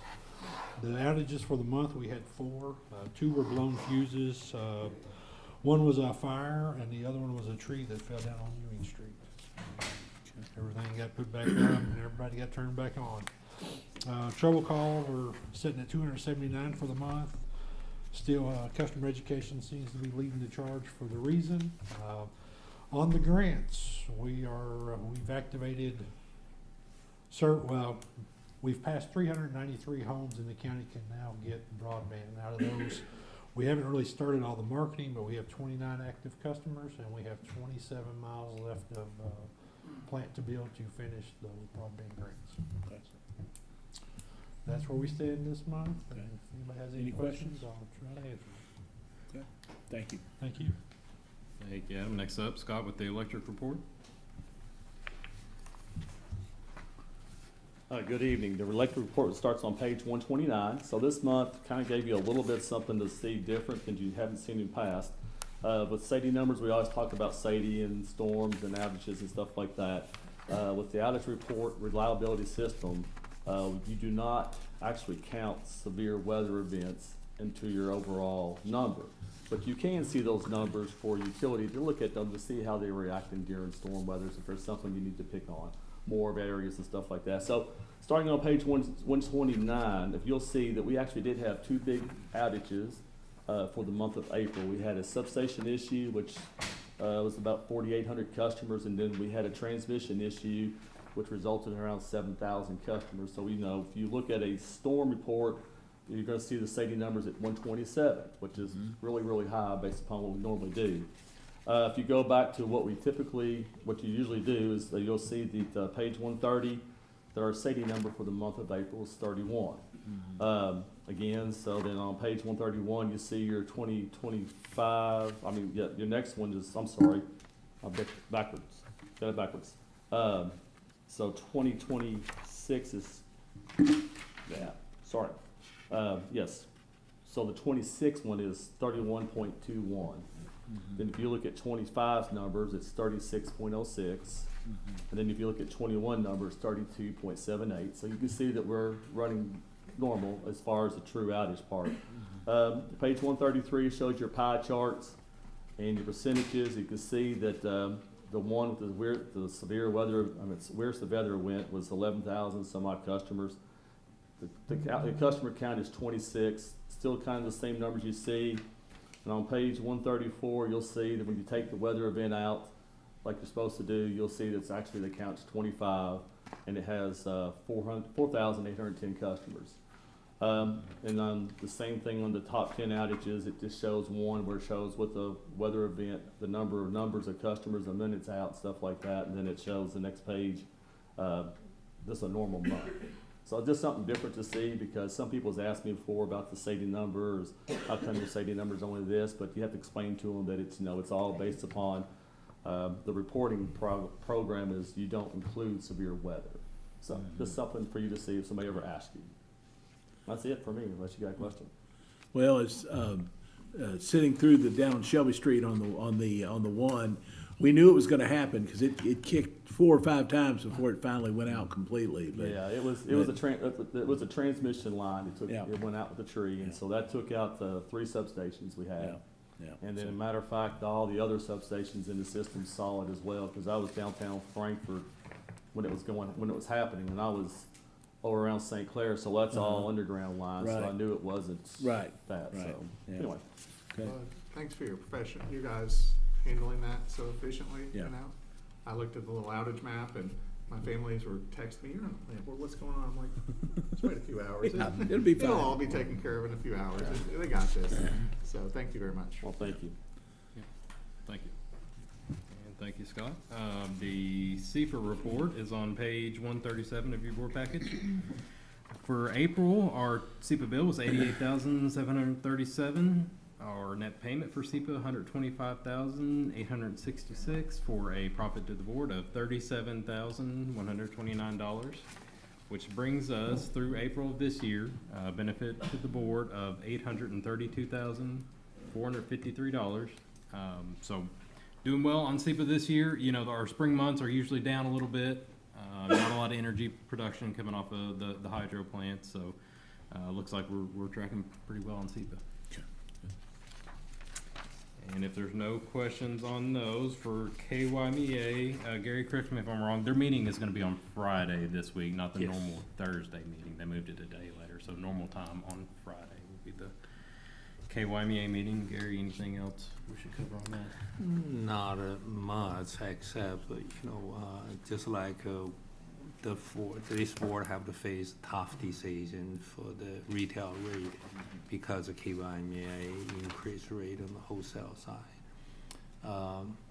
My only thing want to really mention that is in the future, which is proposed by the staff, KYMEA looking for next year their rate increase, at least just on the table, is twice than this year's retail rate increase.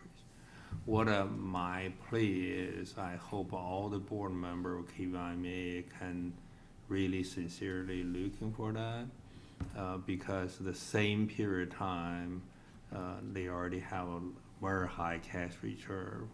Is at a time use some of the cash reserve relieve the impact to all our retail customer. So I'm not sure, that's definitely the direction we would like to look into it, hopefully, because it's very hard to many of our customers. Does the board need to take some action to relay that message to KYMEA? Me and Travis definitely have any chance we could in the future board meeting. We will express that to, if you consent, if you support, to let them know that. I could attend and yell at them again, but they don't seem to like that. Thank you. They had technical difficulties. Yeah, whatever. All right. Next up will be the water distribution reports. Bruce?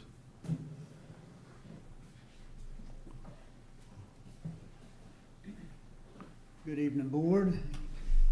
For the month of April, we installed 13 new water services, had 3 water main breaks.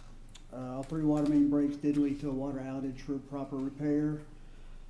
Some other key points for April review: flushed 377 fire hydrants, installed approximately 850 foot of water main, worked 673 service orders, changed out 626 water meters, and in closing today at 3:30, we changed out the last meter to get everything completed for the AMI system. Wow. So Great.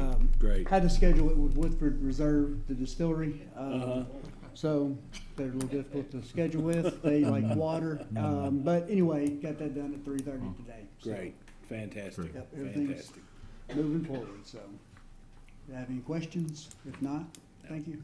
Well, one comment I would like to put in is how big a deal it is to water. I'm not saying it's less important electrical, but water, particularly if the customer has a water leakage behind the meter.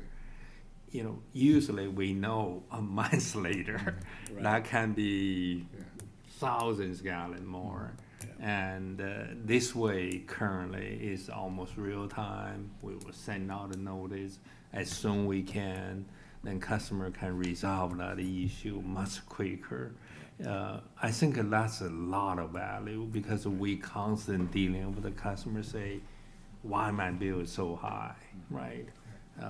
This can really helpful. Sorry, I mean, I know you were busy schedule, so. Well, and when I was talking about AMI, I was focused on electric, sorry, I just slide water, because it's a big deal too. I just want to keep it brief as possible, so thank you, Sure, Mr. Absolutely. And to follow up on that, you know, we started off with 72-hour usage. If we saw something, we call it continuous usage, it provided a report, and we're literally calling these customers or sending them notifications, but we reduced it to 24, and the way I learned that was when I got my own little 24-hour notification. My child left the water hose on. So I thought it was 72 hours. They said it's been 24 hours, so it's very, very helpful to get these notifications. So, Great. All right. Thank you. Thank you. Travis, how close are we on electric, by the way? We are done. We are fully done? deployed. So we're Yep. fully deployed on both now? Yep, just Great. had a meeting with them this afternoon, transitioning from a deployment to support, and we're kind of off and running. Great, Yep. great, good. Brandon, who's already up here with water treatment plant report. There you go. Hey, buddy. Yep. Efficiency. Yeah, we're striving for that. So, for the month of April, the water treatment plant treated 262,883,000 gallons of water for an average of 8.38 million gallons per day. Lock 4 averaged 2,081 cubic feet per second for an average of 1.34 billion gallons a day. And on May 13th, we did get Division of Water approval for our new tube settler project. So Okay, good. we'll do that and open bids on June the 9th. So. Okay, great, fantastic. Any questions? Okay. Mr. Chairman, I believe that concludes the departmental reports. Thank you, Travis. Yes, sir.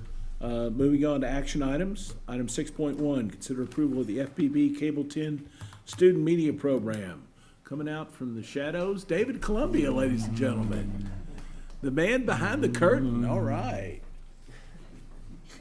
Good evening, Mr. Chairman. It's Thank you. nice to not be shouting numbers at you. As you all know, we've had a partnership with Franklin County Schools and Frankfurt Independent Schools to cover their sports for, I think, over 50 years, approaching 60 years. We'd like to expand on that partnership in a way that's beneficial to the schools and to the plant board. We talked about rates a little bit tonight. This is a way to save some money in the long run. So we're looking at starting a student worker program where some students would work alongside of professional staff with us, mainly with our sports productions. That's the one they're really interested in and one we could really use help on.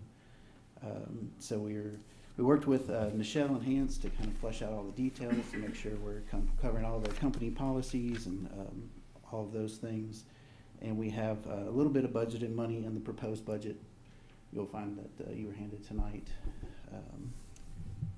So eventually this will offset some of our part-time on-call videographers' pay. And so hopefully build a pipeline too of people that are interested in television production and that they can help us. Alongside of that, Franklin County Career and Tech Center hired a full-time media arts teacher. So they're going to have a full-time studio going, and we're going to help them get that going. Good. In partnership with them, and they're going to provide us some content. Great. And in August, hopefully launch the Frankfurt Public Schools, or Franklin County Public Schools, and Frankfurt Independent Schools will have their own channel on Next Grand Stream, so specific to each school Good. system. So Great. all of that, all together, have some students work with us and Okay. build on that relationship. Great. So we just wanted to bring that to the board so we can move forward with it. Any questions from any of the members? Do we need to take action? Well, Is that I part mean, of the is budget this, you're process, talking or- about approval, is this something that is there anything we need to approve specifically, or is this just gonna be part of the budget? Is there a certain document we need to approve, or? I don't think so. I think it's in the budget Okay. the proposed budget would be, this is contingent on the proposed budget. Okay. It's only $5,000 we have Right. in the budget, so a small Okay. amount of money, but I think it'll Well, be. if that's the case, I'll go ahead and accept a motion to consider approve this plan, contingent on budget approval. So moved. Second. Motion made and seconded. Any further discussion? Seeing none, I'll make a motion that, all those in favor say aye. Aye. Any opposed? All right, David, we look forward to having it in the budget and seeing what happens next fall. All right, thank you, sir. Thank you. John, if we were in the legislative process, it's Yes. just calling locking in your thing before. That's right. Item 6.2, consider FPB donation for a new water fountain at the Farmers Market, Charmista. Good evening. Our public water fountain policy allows entities throughout our community to request an FPB partnership for the purchase and installation of public water fountains. We usually get one a year. The last one we did was a partnership with Second Street School, and this time the city of Frankfort has submitted an application for a public water fountain at the new farmers market. Since the water fountain policy went into effect, we typically donate or partner with the labor and equipment to install, and then the entity would be responsible for all materials. In this case, it's around almost $6,500. The bulk of that is the water fountain. The water fountain itself is about $5,400, so the rest of the materials are pretty minimal. We do budget for this annually. We haven't had anybody spend any money out of this fund this fiscal year, so we do have money available. And the city of Frankfort is asking for a partnership or an approval of a donation for the water fountain for a little less than $2,000.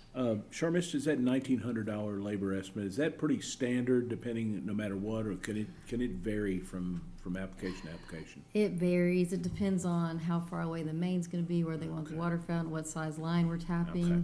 So in this case, we just happen to have a water line literally adjacent to Right the to new it. market, Okay, so good. it's pretty sweet. Any other questions from any of the members? I'm just kind of curious. No, go ahead.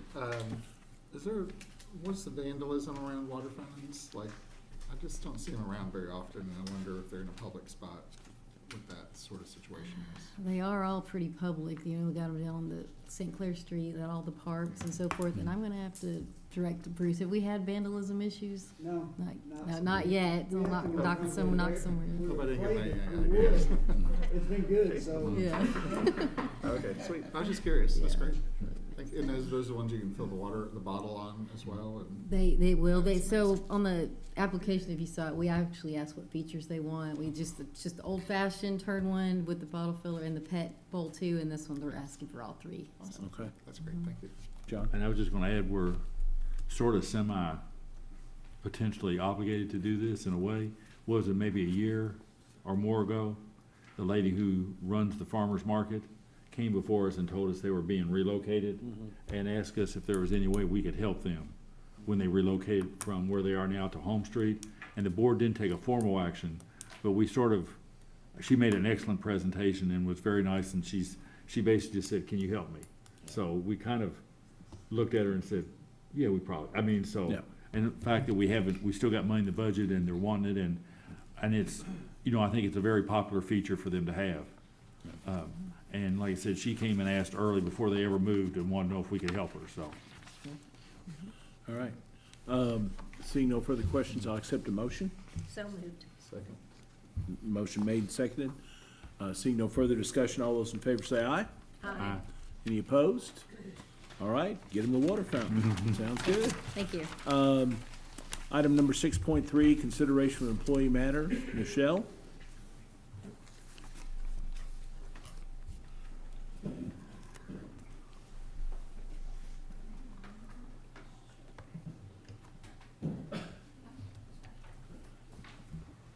This information was emailed to all of the board members. Yes. Thank you.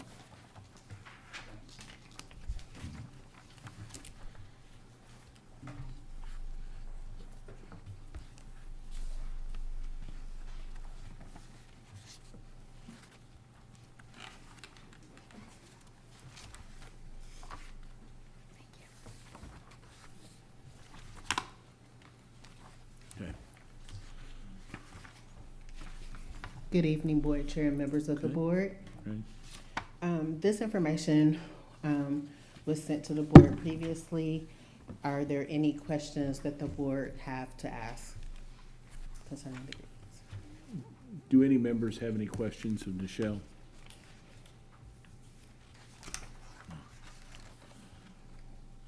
Michelle, could you, essentially, could you explain in kind of non-specific detail about what the concern is? Yes. And what we're being asked to do? Yes. What we're being asked to consider?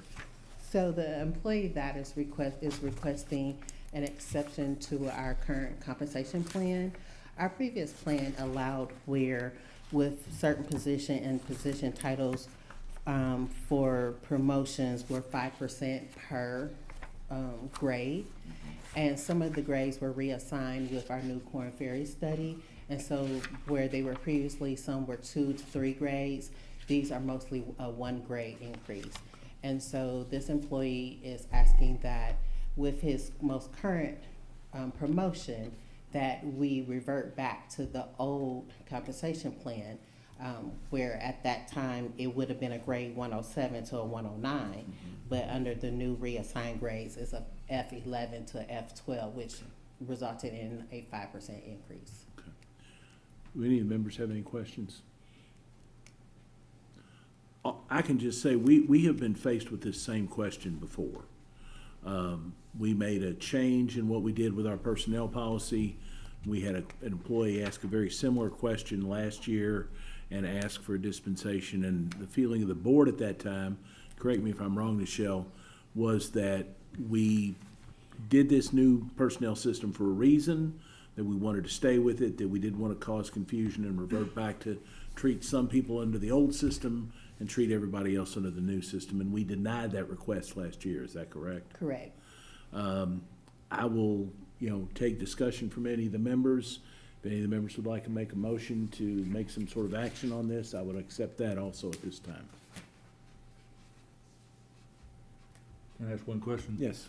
What this employee is asking is for that particular person specifically is to change the policy, but leave the policy in place for everyone else. But for this one employee, that they would get a 10% increase rather than a 5%, but that the policy would, so basically what they're asking is to amend the policy just for them one time. Is that correct?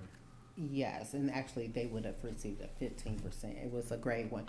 In the previous plan, it was a grade 107, and Okay. his promotion was to a grade, would have been to a grade. But they're not 109. asking for the overall policy to be changed. They're just asking for the policy to An be changed for exception to be them. made. Yes. Yes. And were they promised this before the change, or was there any there's no other mitigating circumstances around this? No. Okay. No. Wait, Steve. Who was Paul in the letter from John to Paul? Who is Paul? That is the supervisor of Supervisor. the employee. Okay, so to your question, I mean, in the letter from him to Paul, it looks like, from Paul, it looks like it was a promise or something. All right, let me ask you this way. This letter, what Paul is saying, was that given? Because I don't know whether it's 5%, 10%, whatever. Was he given what he was promised in Paul's letter? So there are no promises, no contracts, because I think he also mentions a contract. But based on the old plan, he was thinking if we hadn't have changed the plan, people could see what their grades are and what the next step is. But when we changed the plan, we're under a new compensation plan. So there was, I'm sorry, go ahead. No, I'm sorry. All I'm asking is, the letter that his supervisor sent him said that, you were advised that in 2 years you would get this. All I'm asking, did he get what this letter says? No. Okay. No, because we changed our policy. So what the supervisor is saying, as I read it, is I disagree with the change policy, and I'd like to give you the money, but that's not what the policy is. Is that correct? Yes. Yes. Is Mr. Ellis here?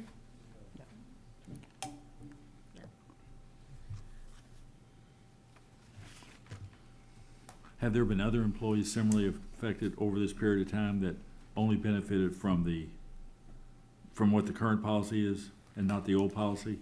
That only benefited or did not benefit? No. That did not. That did not benefit. Right. Yes. Yeah. Yes, because several of our position titles, like again, there wasn't a 2-grade jump. They may have changed to a 1-grade jump because Korn Ferry ranges are wider. So if we went back, if we granted this exception, then we would have another whole line of other grievances of people saying, if you changed it for that person, why can't I change it? Yes. Yeah, and I think the consideration should really be, which we're beyond this, but Right. is our policy wrong? Mm-hmm. Right. it might be a kick in the butt for someone when you got hired, like, oh, I think in 2 years you're gonna get blah-de-blah. Right. Well, you know, things change, and we updated because things were just being done piecemeal, and we wanted to be fair internally and be able to recruit people, and took all that under considerations. So, you know, he's not saying it's wrong, he's just saying it's not aligning with what he thought would happen. Well, and when he came onto the job 2 years, you know, kind of before all of that. And obviously his supervisor appreciates him and sort of agrees that he deserves, you know, based on an old system. I'm gonna tell you, this is a systemic problem that I've been talking about for the last 3 years.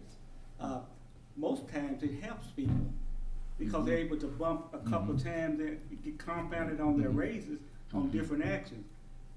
A few people are now getting caught on the other side of that system of us going each year to Corn Ferry, every 2 years to Corn Ferry, and they adjust things. And I think it's artificial because they're basing it on not here locally, as some of the people that spoke earlier. It's not based locally. So I think we need to stop using Corn Ferry every 2 years because that's what you're going to run into. And that's what's caused this. Right, but I don't agree that they were basing their recommendations on inappropriate comparisons to market. Well, the market, if you define market for 70% of the jobs here, it's state government jobs.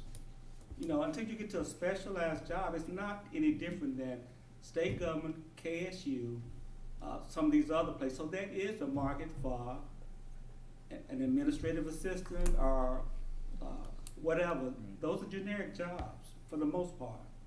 So when we start changing the system and their raises become outside of what the norm is in Franklin County, and you know, it's helped a lot of people, but here's the other side of that. This guy did not know, and I'm not saying we should give it. This guy, this employee did not know, and no one knew that the system was going to keep moving and pull him out of being raised from one grade to 2 grades above to one grade above. Those kind of things happen because the system changed each year. But also keep in mind that we have two different kind of divisions in Yes. order to compare appropriately, and one's field And when it's core. and one's, so. That we did not have before. Right. I agree, the system changes each 2 years, and this is the kind of backlash. Right. Regardless whether you have 2 divisions of that system or not, it's, if you keep doing that, and that's an artificial, in my opinion, artificial way to compensate generalized positions, outside of the specialized positions. Any other questions, any other comments? Adam, did you have anything to weigh in on, or were you just here to answer questions? I can weigh in on it if you would like. That, whatever you'd like to do. If you'd like to speak, yes. Yeah, so the employee in question, he came up through installation. He had an opportunity to to move into the tech area. And I guess everybody here that's ever hired anybody, when you sit down, you kind of lay out, to him it was a financial decision. He could have stayed where he was and got 5%, or he could have moved on and got 10%. And so basically, that was his decision, is I'm gonna take this and play the long game, because in 2 years, I'm gonna get 10%. And then basically, we came up and the board adopted a new policy, and then they pretty much flattened all the grades. And so he only received 5%. That's the issue. The other issue that's probably not before you tonight is a lot of the employees that we've hired in the last 2 or 3 years, when we sit down and interview them, it's like, well, what am I gonna get at the plant board? And we say, well, you'll start here, and then 6 months you'll do this, or 12 months you'll do this, and we've laid all those out. I have employees that started 6 months apart. One got a 10% raise and one only got a 5% raise because of this rule. We were in the same interviews. And so it's kind of the disconnect is because I have personally made promises based on what we have in front of us as far as a pay comp. And then when this stuff came out and it flattened out, so I have several that'll be back or that'll you will have grievances from in the future because of the way this happened. Nothing against them, they're great employees, but they just got trapped in the old system versus the new system. One I've talked to Michelle about, he will break even and actually do 2% better in 7 years, I think is what it is. This guy, he's actually an electrician, he has his license, and it's like, we're paying $20 an hour. And it's like, I just told, he should have got, I think it was 10, it might have been 15% because he went from basically a apprentice to an installer. And it's like, I don't think he will stay. And he is a very quality employee, who I think very highly of. Just like this employee we're talking about tonight. So there are some issues that we probably need to look at long term. And I know what you're saying, Mr. Mason, and I agree. But, maybe, and I'm getting way outside here, but maybe we look at these compensation plans. If you're hired on this date, you go this route. If you're hired after this date, then you're under this thing. I know it kind of messes things up, but to me, it's promises we've made to employees. That's all I have. Okay. Now, obviously our general manager weighed in on this. And Gary, you have the right to, basically make an exception. Yes, I do. But only the difference is if I do choose a grade for one employee, then most likely I have to set a similar case for other employee. Otherwise, they're going to potentially create a similar issue. But most time I do follow our either legal, our HR recommendation.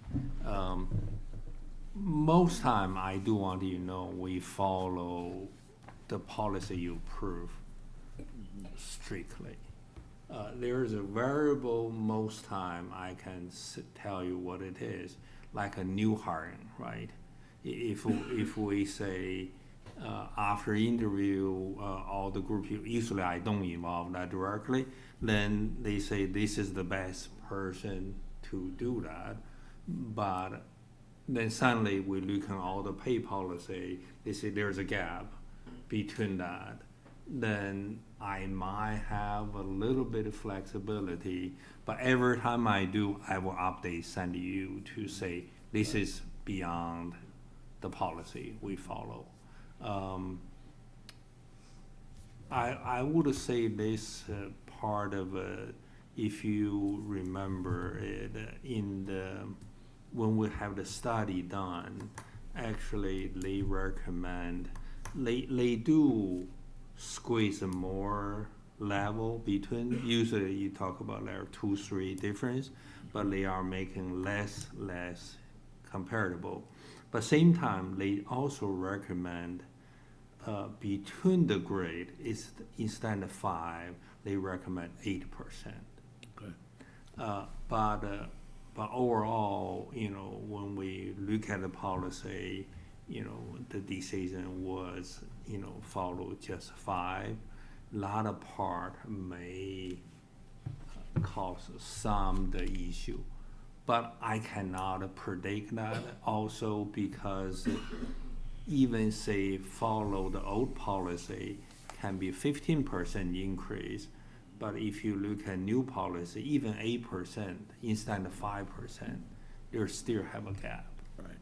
So I certainly understand Adam talk about it because of the real world, how do we take care of employee, keep them, we understand, but it's very complicated, I'm not saying Gary cannot do with you, Blythe, I will definitely can have a more room to do the things. I intend to not go there a lot because I just say, we saw one problem, we might create 5 behind that. And I think one of the things we were worried about last year was setting a precedent for doing this time and time again. And, you know, I just, would just ask the board if there is a will of the board, or if someone would like to make a motion, I'll accept it at this time. If we take no action, that means that, Yes. the general manager's decision. Decision is final, yes. Okay. Is that correct, Hans? Or do we have to make an affirmative denial or affirmative? I think either way, it's the board's preference. If you wanted to take no action, you could take no action, or you could just a motion to uphold the general manager's determination. Do you all know what we did? What did we do last? Did we make a motion to uphold the general manager's decision? That I can't recall, Okay. but either. That's what we did. I think, Okay. I think either, to be specific, the more specificity. Right, sure. You can Okay. make a specific motion. Okay. Yes, Jason? I mean, you know, I'd take expectations really seriously, you know, with my clients and them to me, you know, that's about contracts, and, you know, you have handshake and agreements and understandings in which you conduct your work. So, and I know there's time lags when people are brought in and when they brought in and they make transitions, and I really appreciate Adam kind of talking about that, but it would almost be impossible for us to chart that.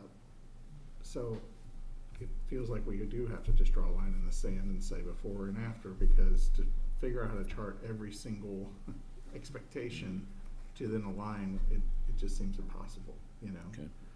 So it's unfortunate, because I take it very seriously, and I do not want employees to think that we do not appreciate their work. And Absolutely. But my understanding of going to the system in HR, I'm new to this, and it's not my area of expertise, but it was to try to make it fair for everyone over time. Yeah. It was a big transition, but it's a one-time thing. Right.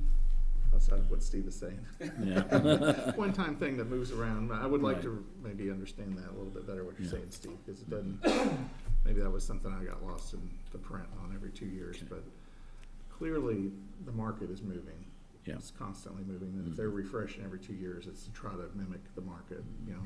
And we are, and I'll say it again, we are challenging. What I did get away from it is we have an admin staff, and we have technical support utility staff, and they're very different services, and Right. one's based on our local utilities and one's based more on our state Yeah. counterparts. So we do have a unique system here, so. Yeah. But regardless of which one of those you're talking about, it is the responsibility of this organization to make sure that employees aren't harmed, as we do change compensation plans. So, I mean, we have 210, something like that employees. We should be able to figure out how to devise a plan to give a pay raise that does not harm, a more senior employee versus a junior. And the example that, Adam just said, that's kills an organization, those kinds of scenarios where someone comes in at the same time and one's paid more. So when we do these Korn Ferry classification studies, and I know y'all kind of do that, Michelle. I'm not saying y'all aren't doing that. That's paramount. That has to be one of the paramount factors when we do this. Probably as much as how much money the pay raise is. Well, and I think maybe what you're saying, and maybe one thing I was feeling is, and Michelle, you're a master at what you do, I'm sure, is it seems like some of these people are getting caught off guard. They get to the point where they're like, oh, great. Right. And then they go to their supervisor and they're like, whoa, hold on, where'd that come from? If there's a way we can get ahead of the ball in 6 months or 9 months before someone expects something, at least get them prepared. Because a few of these cases have come up where it's almost like day of, they're like, wait, what do you mean I'm not getting that? So, Jason, I'm they're sure not caught off guard. We changed the rules, and if you call that off guard, yeah, we changed the rules, but they won't know we've changed the rules until we change the rules, so. Oh, I'm just saying how it would affect an individual person, how those rules then would go on to affect That's their what I'm saying, expectations. that is the responsibility of this organization, Yeah. to make sure whatever the compensation plan is, doesn't harm an employee.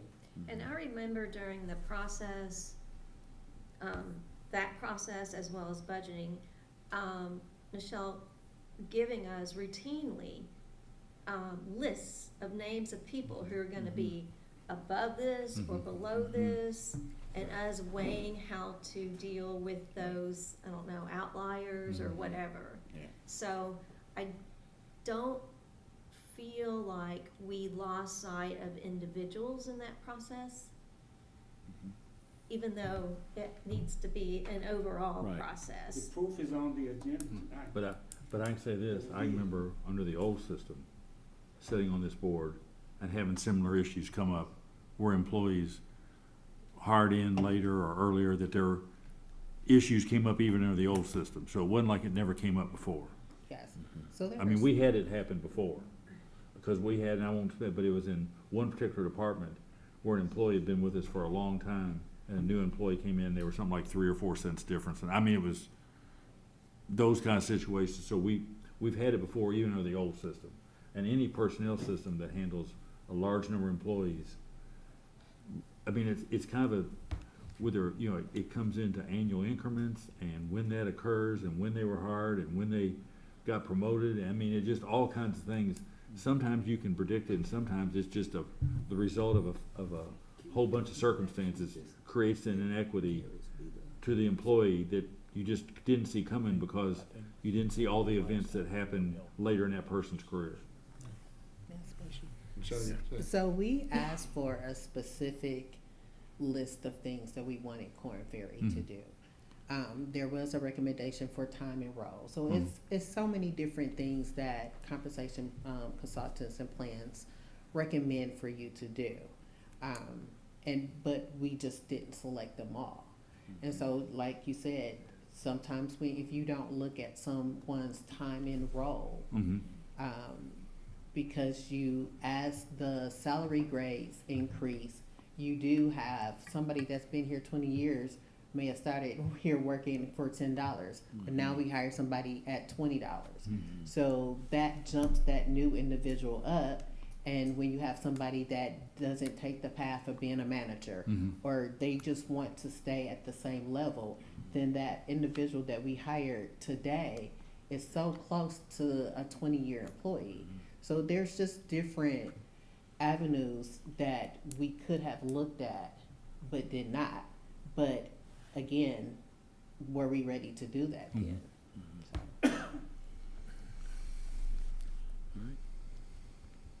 Anybody have a motion?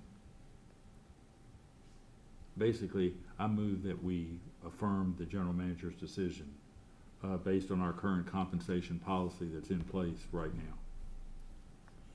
I'll second it. Motion made and seconded. Any further discussion? Seeing none, all those in favor say aye. Aye. Any opposed? Okay, thank you, Michelle. Thank you. Item 6.4, consider award of bid invitation 1845 for pad mount and pole mounted transformers to Brownstown Electric Supply Company. Leanne. Yes, sir, Mr. Chairman. Oh. Leanne had a conflict, so Scott's gonna cover this one. Okay, for us. Scott. Yes, staff prepared a bid number 1845 for pad mount and pole mount transformers were issued. Consist of 5 vendors with 8 responses received. After reviewing all submissions, staff recommends awarding the bid to Brownstown Electric Supply Company in the amount of $1,043,142. Although Brownstown did not submit bids for the 2 transformer models, they provide the lowest overall cost in the remaining transformers and offered the most favorable lead times. If awarded, staff will issue a separate bid for the 2 transformers not included in Brownstown proposal. These transformers will be used to replenish depleting inventory levels. Operations has reviewed the minimum inventory requirements and increased the quantities to be maintained on hand to support the new developments and replacements of damaged and faulty equipment. All right. Any questions? Could I just ask? Yes. So we issued a bid for X items, Yes. and Brownstone submitted a bid that and we've used them before. I mean, I know they've Oh, been yes. around, they're a good company. But they didn't bid on the whole spec, correct? Yes, well, they bid, but they took exception to two items, and they said no. Was that bid. because they didn't provide it, or they didn't? The manufacturer, GE, does not make that particular type of transformer. So you by will them look- not bidding that, and you said you had 8 responses, Yes. are you still comparing apples to apples? Oh, yes, absolutely. So if you look at the overall price of even what the other people bid for the 2 items off, there was a couple other companies that did the same thing. They bid no Okay. bid. So I mean, it's overall they still had the lowest price on the average, and the lead times, which is really phenomenal. And so this bid price, plus the fact that we got a bid for the other 2, Right. will still come in within? Yes. Okay. So yes. Great. And I mean, I can tell you that just a little history about transformers. Many of you all remember COVID. Once COVID hit, transformer manufacturers shut down. The plant board at that time, we had a yearly contract. Our yearly contract was cut, and we could no longer get transformers. So transformers stayed like that till around 2022, probably. Were we sending them out to be rebuilt and some And things? so that's Yeah. when the plant board had to go out and go the other avenue, where we would send our units that failed Mhm. and go have them rebuilt. And we ended up having to buy a few units then to replenish some stock we had then. Around 2023, the plant board, once they started opening up the market a little bit, we did put out a bid, wasn't a yearly contract, a bid to fill some inventory levels that we were running low on to see what would happen. Of course, at that time, we got 2 or 3 bids is all we got. And I can tell you the prices then, what they are now, was so high that we weren't gonna buy anything. That's the reason why we stayed in the rebuilding section, because it's amazing, some of these prices are, back in 2023, some of these were like still 3 times higher than what they are here. So Yeah. it was, that was kind of going back to where, we were, luckily, the plant board just had enough inventory stock. We did look at other methods and not have to do, we did some cost saving. We were like, we can't afford to do that. It's not right. So we backed off on buying those in. So this last go around, the reason why you see 8 vendors now, about 2 years ago, all the transformer manufacturers have started bidding more things now. Okay. They used to be all, your bigger companies like your Dukes and your PGEs, they had no problem getting units. Everybody else, like municipals and co-ops, were absolutely, there was nobody would even bid them. So it's changed now. In around 2000, into 2004, we started getting notifications that everybody wants to start bidding transformers again, or they could. So the prices are a whole lot better than what, technically, based upon what we saw in 2023, we were talking about this when we put this out, we were expecting this to be another $1.5 million higher. So that just tells you what has come down since 2023, so. All right, any other questions? Not, I'll accept a motion. I move we approve the bid award. Second. Motion made and seconded. Any further discussion? Seeing none, all those in favor say aye. Aye. Any opposed? Motion carries. Thanks, Scott. Next item up on the agenda, informational item. We're gonna have a discussion from staff and our folks at GD, our partners at GDS, to update us on the 2029 power supply RFP. And, Mr. Chairman, just while the GDS folks are making their way to the stage, I'll just give a very brief background. Obviously, we've talked power supply quite a bit this evening, so no need to rehearse the entire history, but of course, the Frankfurt Plant Board is an all requirements customer of KYMEA. The decision was made to leave the all requirements group in 2029. So as of June 1st, 2029, FPB will need a new power supply. When that decision was made, staff reached out and engaged with GDS to kind of help us evaluate our options, develop the RFP, issue the RFP, and then help us evaluate the responses. So that's kind of brings us to where we are today. This is being proposed as an informational item, so there's no action anticipated at this time or expected, unless the board directs otherwise. So with that, I will hand it over to the GDS team and let them give you all the update. Thank you. And we brought mood lighting for you as well. That's great, yes. And when you're ready for next, David. Okay, perfect, yes, I was gonna ask that. That's your man. Thank you very much. Thank you, David, also. Thank you very much for having us. I'm Jack Madden, Senior Vice President with GDS Associates. I have with me Carly Smith and Ernesto Perez. We've been working on this process on your behalf. And next slide, David. I'll just quickly go over this.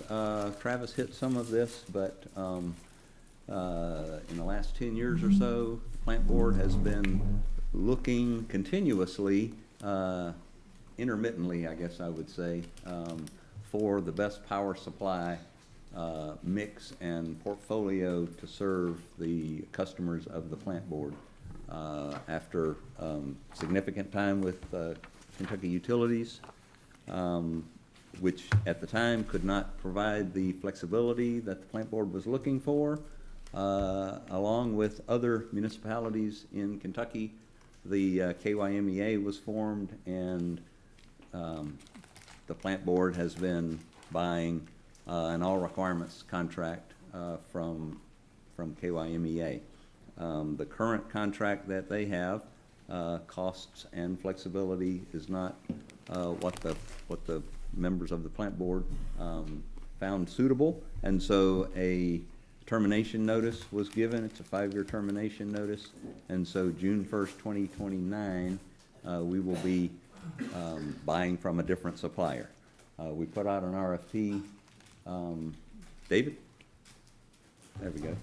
So we put out an RFP in October, and we are receiving proposals and beginning the discussions and evaluations in where those costs are. What we're going to do tonight is just talk about sort of the process and the methodology we are using to score the proposals that we have received. We did receive several proposals from different sorts of suppliers, and so we're going to cover those things.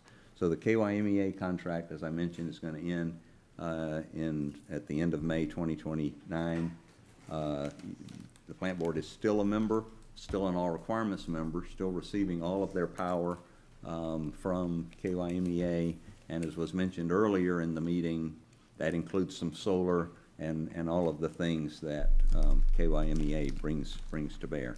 So terminating that contract, with the exception of SEPA, means that FPB needs to replace all of its power supply going forward beginning June 1st, 2029. David, we issued an RFP back in October. I think we've been up here a couple of times, well, once, we've been here once maybe, or twice maybe, and once online. The proposals were put out in October. We received all those proposals. They are very complicated because we are looking for all requirements, and we're also looking for alternate proposals that are, you know, solar supplies and any sort of non-conforming supply that the bidders would like to put in. And so we've been evaluating those things in order to put together what we believe is going to be the best package going forward, again, several years hence, which is a complication in the RFP. It's fairly atypical to put a proposal out for supply that you're wanting to come, you know, 3, 4, 5 years in the future. Also, I think we've talked about Frankfurt is in a unique transmission situation, which also complicates things in that most of the country is in some sort of a regional transmission organization. Kentucky Utilities is not, and so there is the complication of what's called depancaking.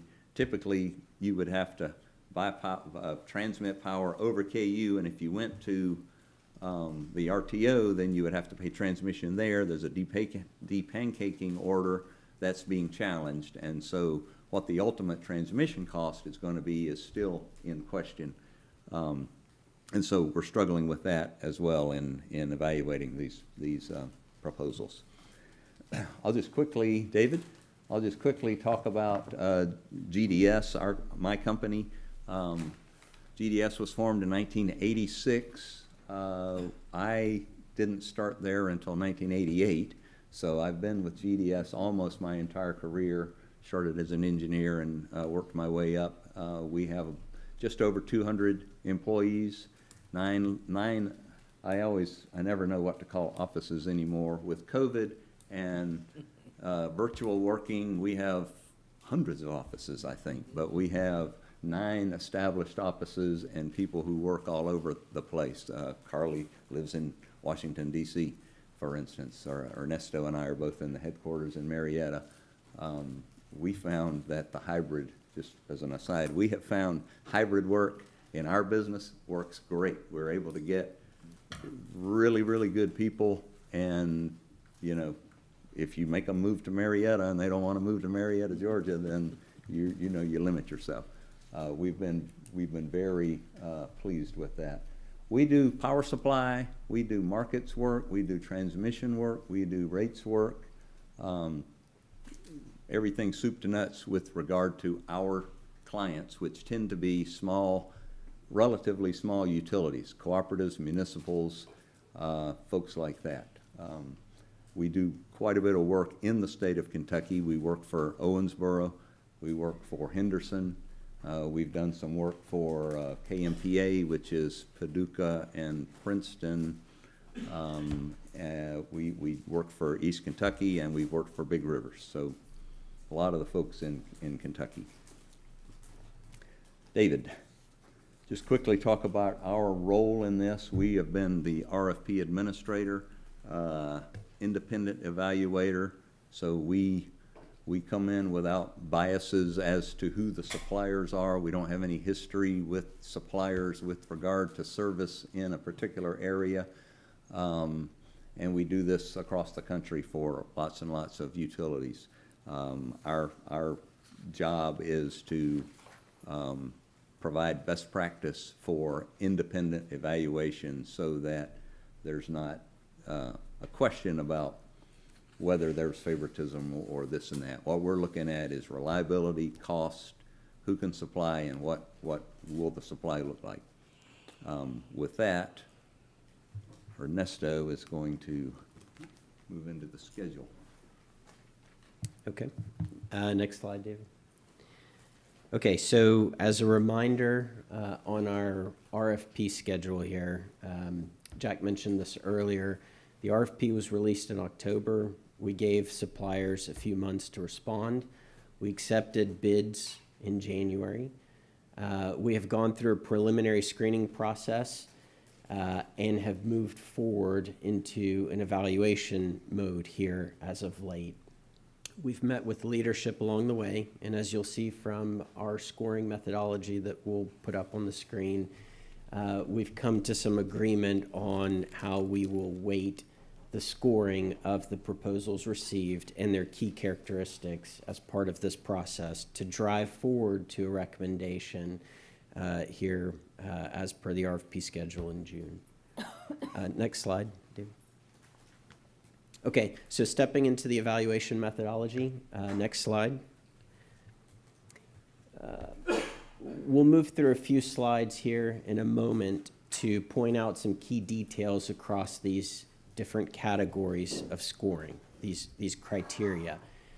The major takeaway from this slide, and we heard it tonight from the comments earlier, costs and reliability are a significant scoring criteria as part of this effort. We hear the community, we've heard leadership, we've created the structure whereby 80% of our scoring of the evaluation will be determined by those key factors. We'll detail those in a moment. We've also heard as part of this process that your partner, as part of the journey in the power supply costs that you receive, needs to be vetted, right? Financial strength, long-term ability to supply power at reliable costs.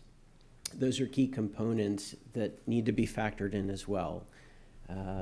And we've also heard that sustainability, clean energy, is an avenue that could help power supply costs depending on market factors and how it fits into your portfolio. And so the ability for these suppliers to provide some solutions along that route will be factored into this as well.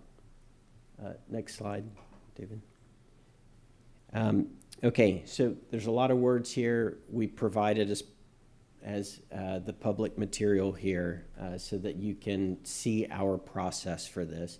The biggest takeaway from this slide is across those 4 categories of scoring, the criteria, we will have different degrees by which to assign points to the suppliers, the bids that were received in order to score them. So if I can highlight one key criteria for reliability and transmission, the points will differ depending on how complicated of a transmission arrangement there is associated with that proposal, and or the risk or exposure to increased costs because of that particular facet. So for each key criteria, we have different degrees, different levels that contribute to the point system that we'll provide when we make our recommendation. Next slide. I'll turn it over to Carly. Yeah, so I may reiterate some of the things that Jack and Ernesto had said, but we wanted to give you an understanding of what actually goes into us scoring all of these different items. And so starting with reliability and transmission, like Jack said, you guys are in a unique transmission area, and some of the offers that we received may not be in this LGKU region. We can source from MISO, but that adds additional complications in terms of having to seek new transmission service requests, just a lengthier process, and also the risk of, potential increased costs with depancaking if that were to be overturned. Just some of those items are being considered and how we can reliably serve your power supply needs. We want to make sure that you're getting the power that you need, especially during those critical times, and what that may look like, and it could be easier to incorporate while on the LGKU if these physical resources are in LGKU versus MISO. It's not impossible to serve from MISO, there's a few additional steps. So we're taking all of that into consideration with the scoring. We also want to point out that we are trying to point to some physical resources, and so we understand where they're serving us from. And so that's all being taken into account under this transmission and reliability section. So David, along with the transmission and reliability, we also have cost, which is another big component of our scoring. And so we took this bid price at face value. It's a snapshot in time that they had offered us, but we want to make it known that, hey, we are looking 3 years down the line. What is some uncertainty that we may see as we get closer to that 2029 date and as part of the contract term? So we have the bid price, we compare them against each other, but we also look at 2 other cost sensitivities, transmission and high gas prices.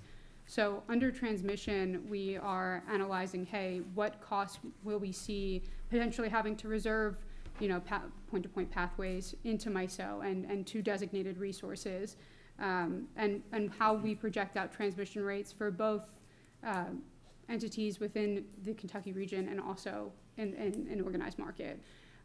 How that might change over the 5 years that you were locked into this, or 3 to 5 years as you were locked into this term and contract. We also looked at a high gas cost. So we projected out sustained high natural gas like we had seen in 2022, right? It impacts wholesale market costs. It impacts any sort of procured market-based product, as well as fuel. And so we wanted to see what the sensitivities were and how well hedged you were under these contracts in those high market scenarios.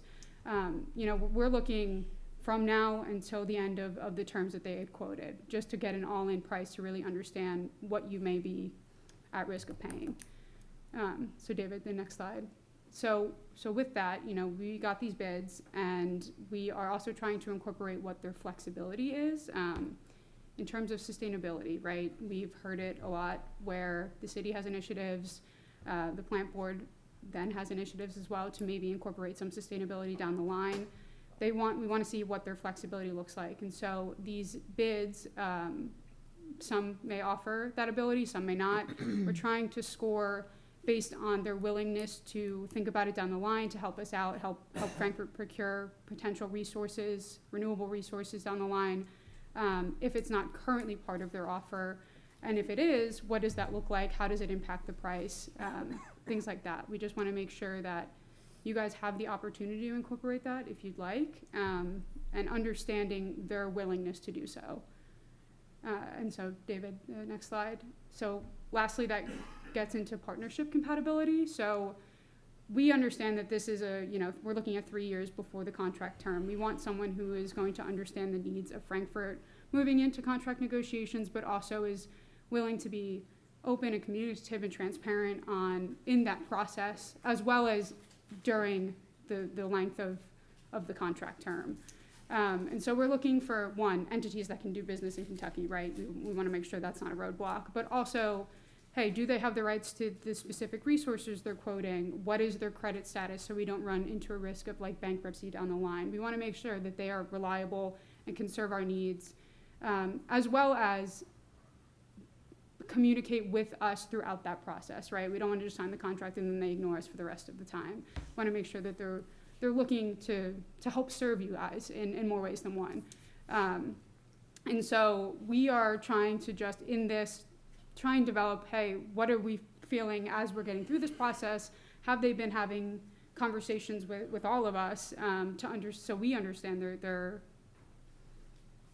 process and the things that they can do for us. And so this is just kind of an all-encompassing partnership scoring methodology. There's no real certainty that we have until we go through all of this, right? So we need to know if they're a good partner for us moving down the line. So I think it's back to you. Yeah, David, next slide. Okay. So with that, we'd just like to cover what we've talked about today. We've given some context to Frankfurt Plant Board's historical power supply evolution. We've discussed an overview of the RFP process for which we are coming to a recommendation here over the next month or two. And we wanted to impart the vision for the scoring methodology that's at play here. So next steps will involve over the next 4 weeks final RFP scoring to then come back and make a recommendation for who to begin contract negotiations with. The only one comment I put in the beginning, first, I really personally appreciate GDS coming to help us. We're a credible firm, done so much, very good job for the municipal in the past, particularly in Kentucky too. When we started, couple concerns. Number one is we want the door open as wide as we can. Welcome any opportunity potentially. So we didn't set any limitation. Anyone have any resource, have interest, please submit it. Yeah. We don't put a gate door, make sure it's open as wide as we can. The second part, we are looking to definitely is potentially long-term low cost to our customer. That's very important to the board. I heard so many directions from you. Number 3 definitely is some kind of sustainability. Potentially, if that's a long-term value to us, we definitely were looking for. Just like Lee mentioned, the flexibility. Potentially, if the board in the future, all this community want to have a higher renewable or any portion of that possibility, then the door continue open for us. Then we can evaluate that too. So, but personally, I really appreciate the team did a great job.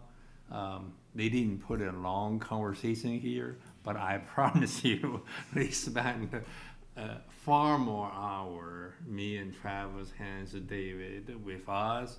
And I know they take things very, very seriously. They went to talk to all the potential bidder even before they submit any bid. Make sure the invitation is there.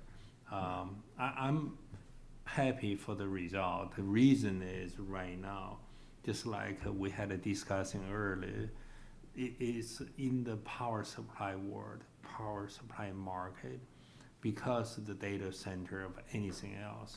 It's not a real things we can think about 5 years ago. I would say it's almost like a storm there. If you have to go in there right now, have to be really ready. The storm means the reliability, also means the cost is far higher than what we expect before. So, but I appreciate GDS has expertise and spent so much time really help us. Done a very great job. Do any of the members have any questions? I have one, and I don't know, you mentioned that July will be recommending, someone to begin contract negotiations with. How long do we envision contract negotiations time? We've got plenty of lead time, but I'm sure to hammer all that out, it's gonna take some time. So I'll answer that by saying our preference is to have a short period for contract negotiations. We have received sample draft contracts, so one of our key next steps is to redline those so that for the recommendation, we can quickly move forward with those discussions. Okay. So do you all envision being back before us next month or the month after? We can be ready for that. I think that's up to Gary. Good. All right. Well, we're doing a lot of budget stuff next month, so it might be too much. So yeah. But I just want to reiterate what Gary said. Very appreciative of the work you all have done for us. Very professional. Of course, we had a in closed session. We had a much more detailed presentation, but. A lot of this, with this proposal, a lot of this is confidential, proprietary information that's been given us that we cannot discuss openly, unfortunately.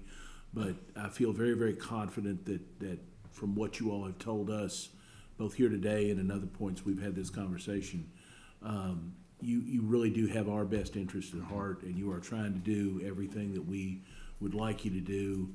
And the market is going to be what the market is going to be, and the costs are going to be what the costs are going to be. And unfortunately, like Gary said, we're in a bit of a stormy period right now, and we'll see how that shells itself out in the next few years or so. So, without one other question, John? I was just going to say, I'm like everybody else. I appreciate the work you all have done, and obviously your reputation in the industry. And I think what was important about tonight, and this information, which is available, it's public information, is the process we're using, because this is, for this community, this is a big deal in terms of who we pick for 2029 and beyond. And I think to show that there's a process that you're helping us with to pick the best provider for this community, and that it's above board and it's open and there's a defined criteria, and that at the end of it, we will have gone through all the steps to make sure we pick the very best firm based on everything you all have talked about. And it's things that are very important, and like I said, I think it was everybody wanted the community to know, this board to know, and for the whole community to know how we were going about this. And I know everybody does appreciate what you all have done. Well, you're welcome, and thank you all. Okay. Thank you. Thank you all very much. We'll see more of you in the future, I'm sure. So, thank you. All right.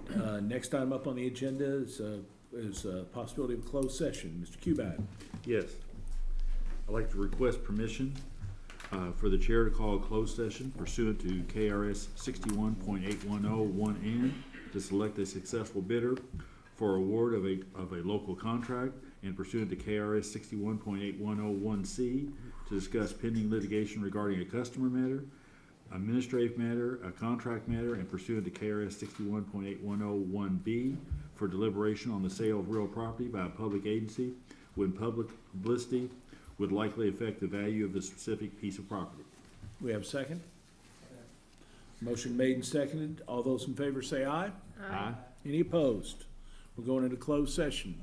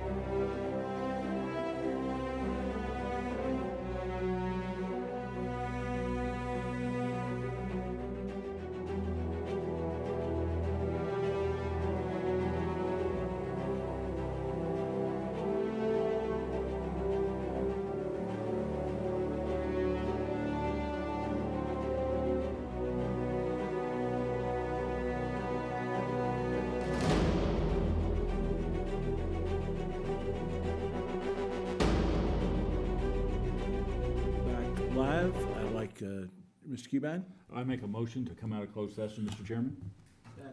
Motion made and seconded. All in favor say aye. Aye. Any opposed? We're back in open session. Mr. Cubine, any action from the closed session? The board took no action, requiring any action. All right, then I would entertain a motion for adjournment. So moved. Motion made and seconded for adjournment. All those in favor say aye. Aye. Any opposed? We'll see you guys at the budget meeting on June.